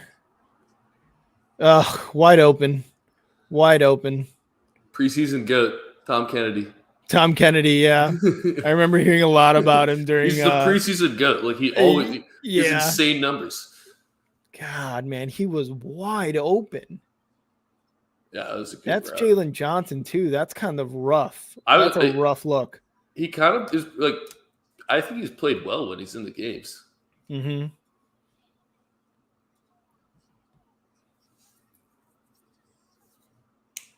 What a nice ball thrown by Goff too. That was a nice ball. When the guy's open, he hits open receivers and hits them in stride. Like he's very good at throwing with a clean pocket. Yeah. And he throws tight spirals too. He does. I've grown to appreciate Goff a lot, even with his limitations. Which there are quite a bit, right? But I mean, this year, I think he started to make more. Like we saw that avoided sack that he jumped. Like he's made a little bit more of those plays where you're like, he can kind of make somebody miss once. Yeah. Which isn't, I don't know. You don't really expect it. Mm-hmm. This is insane. The Lions just marching. That was a nice little end around there. We almost got in there. And that was Amon Ra. Yeah, which is good to see.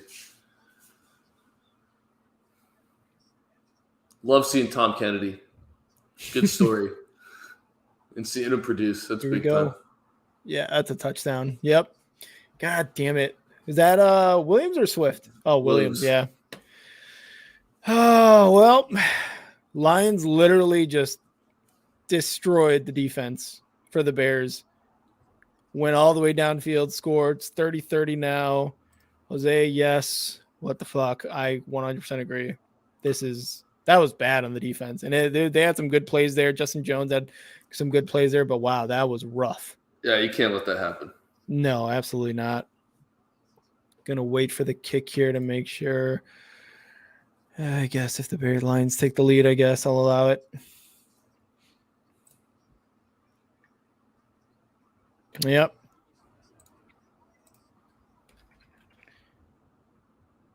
Just like that, 31-30. I knew it. I was like, I knew it. Once they miss, the piece going to look bad. And obviously now the Lions are in the lead, so we need to score. 2:21 left in the fourth quarter for Justin Fields and the Bears. And, if it's anything like last week against the Dolphins, it's the 2-minute drill for the Bears has been kind of rough, but also got screwed by a call. Yep. That was a bad field goal last week. Yeah, it was on Chase. Like that was so bad. But again, you look at Equanimeous St. Brown just completely dropping the pass there on fourth down. That should have been a first too. Just need a field goal. Yep. We just need a field goal. Time for Fields to be him. Yep. If he could just, rush the ball like he's been doing, honestly, like that's all he needs to do is just get down to the field and then, we do a couple rushes. Don't give up the ball. Don't fumble it. No interceptions. And Bears can get a field goal, possibly the win. Oh, wow. Yep. This will be an interesting one. I'm not comfortable at all right now. And again, I mean, look, division rivals, Lions, Bears, always going to be a tough game. Oh, thanks for tuning in, guys. We're getting down to the 2-minute warning here on a really close game.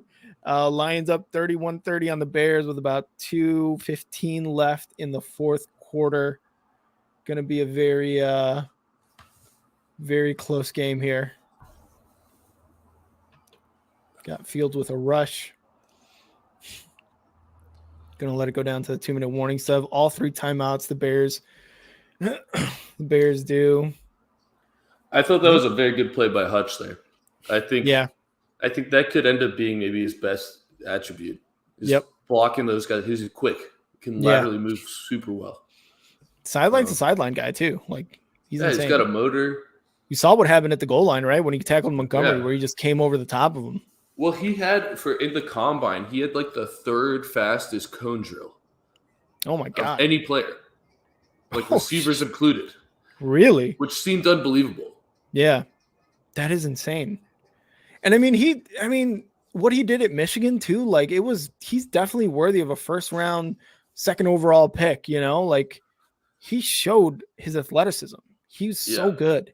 It was just a bit concerned. He wasn't showing there were times he wouldn't win on pass rushers. And you're sitting there like you kind of expect him to be like a Joey Bosa or like a Yeah. Myles Garrett. You know, you just want that right away. TJ Watt. Yeah, you're just kind of expecting that, and that's reality. Like, not going to happen every time. Yeah. But we'll see. This is going to be a fun draft. I feel like there's a lot of excitement with these two teams. So, like, I don't know. I feel like all the plays mean more because it's not just like about the game, which is obviously the most important. It's also like this is development, you know? Yeah. This is really like the development stages of both these teams right now. But I love having hope because I haven't had it for a long time. I know how you feel. The hope is real. Who was that? Was that Juju? Man, I'm just some of these passes that Mahomes makes to any wide receiver is insane. They're absurd. Watching on Red Zone. I mean, they're a different level. They really are.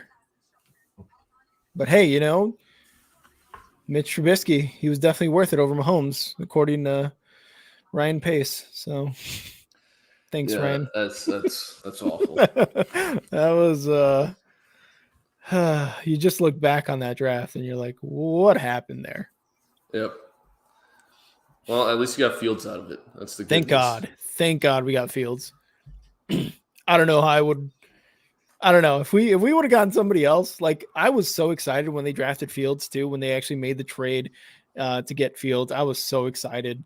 And I'm kind of glad that he's turning it around for Ohio State quarterbacks in the NFL. Because so far, second year, I mean, he's doing extremely well, you know, breaking rushing records, passing touchdowns, multiple touchdowns a game. Like, it's insane. And you didn't have to like trade away 5 first-round picks. You know, it wasn't one of those situations. You spent a mid-first rounder. Yeah. No, that was way too close for comfort on that pass there. I did not like that at all. Yeah. You got to throw that a little higher there. It was right at Okuda. I think Okuda's playing with one arm right now. I think he hurt it. Really? Is he struggling? I just don't think. I think one of them's kind of hurt. Minute 55 left. Bears got the ball, 3rd and 5. 31-30. Lions are up. What are you doing, Fields? Come on, get it. There we go. Oh, come on. Whew. That's a flag, though. They got a holding on defense. The first down. Oh, thank God. I didn't see it in the play, but we'll see. Oh, man.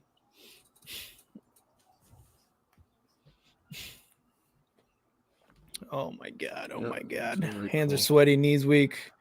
Yeah, this is nerve-wracking. Mom spaghetti. You're a Detroit guy. You love that.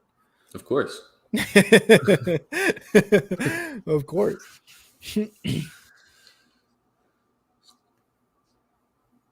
Oh, man.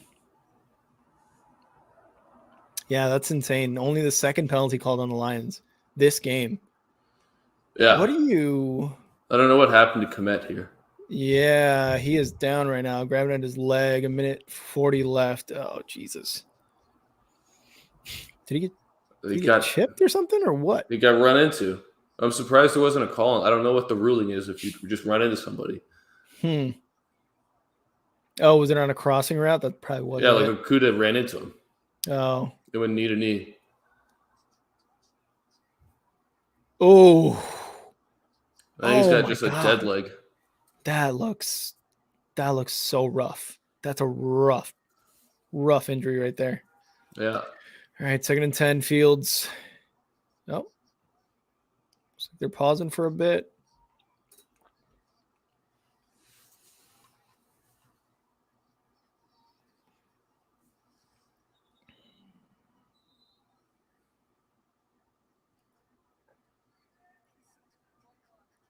Oh, they were resetting the play clock. That's what it was.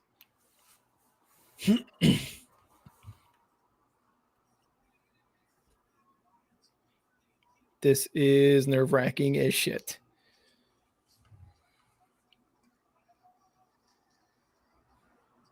Oh, my God. Oh, I hate that. Hush, baby. That touch. It's about time he got home. Whew, he did finally get a sack. Yeah. Oh my God. Come on. We just need to get in field goal range. Let's go. Come on.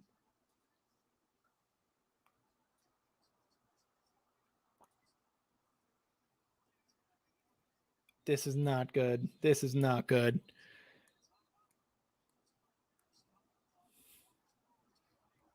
This is not good. That was a huge play by Hutchinson. That's what you spend. That's why you get a number 2 overall pick. Yeah.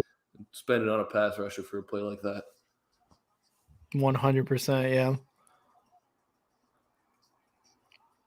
right, Fields, come on. We need you to unleash yourself on this 4th down. You look at that pick 6, man, and that was, again, that's huge. One of the reasons. It's huge.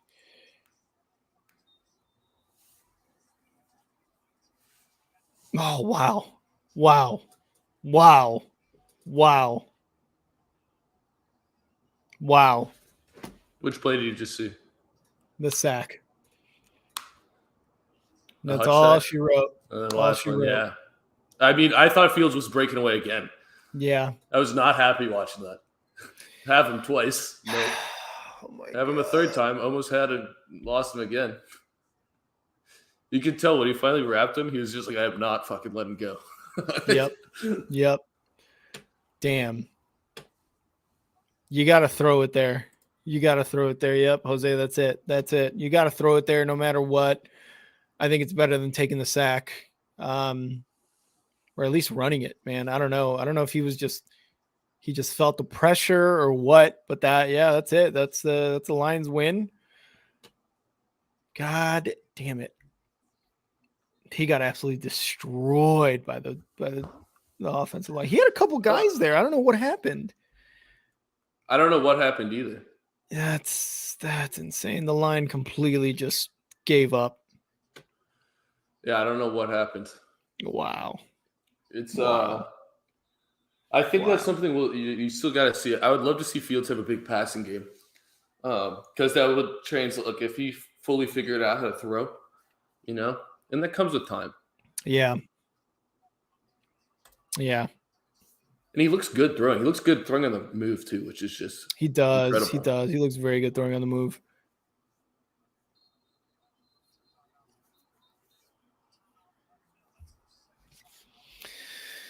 Whew. Well, it was a good close game. Damn it. That's insane. Lions were down 2 scores, pick 6. Then the touchdown.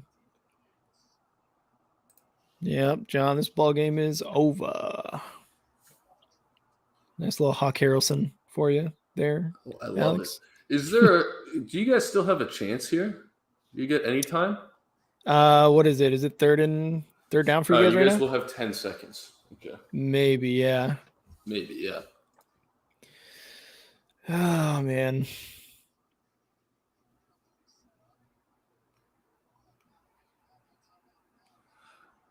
Yeah, about 10 seconds. They never do this, but I think it would be a good idea to just run backwards for like 15 seconds. Just run around. I know, right? Like really just kind of just like go like, we'll lose 30 yards. That's fine. Like it does seem like a lot can go wrong, but yeah.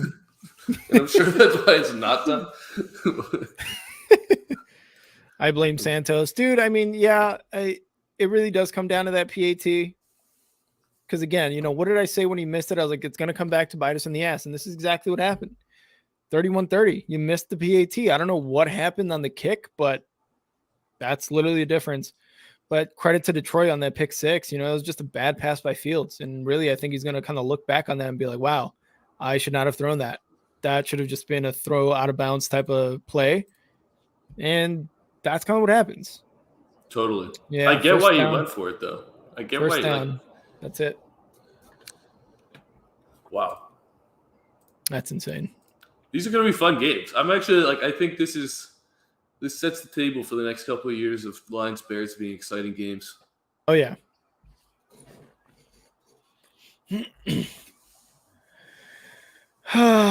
So close. Well, I mean, we're going to let this kind of go down, but Lions take the win 31-30.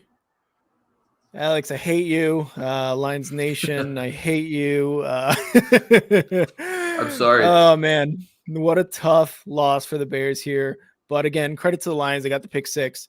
They, Swift went into the end zone on that last touchdown untouched. The Bears defense got cooked, and I think they're getting a little chippy there again too. Yeah, Jackson's getting a little chippy there with some of the Lions. I think Goff was one of them. Dude, Goff was talking shit since he got hit. He was talking a lot of shit. He was, yeah, for sure.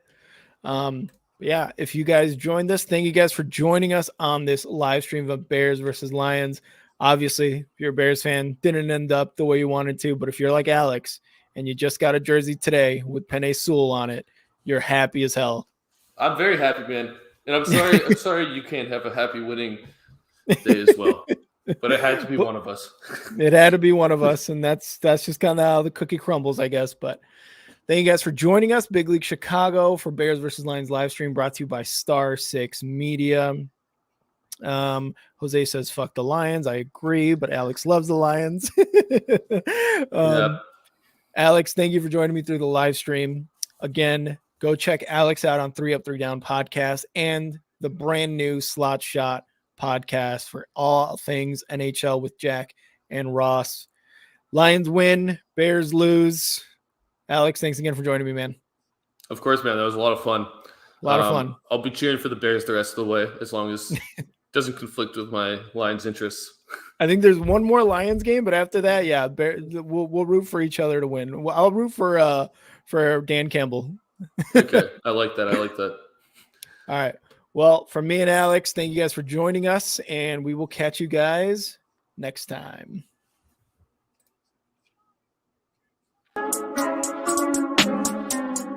I feel like Mike Jordan, give me the rock and I'm scoring. Hey, came from the bottom, that's foreign. I swear that I'm up for the sun in the morning.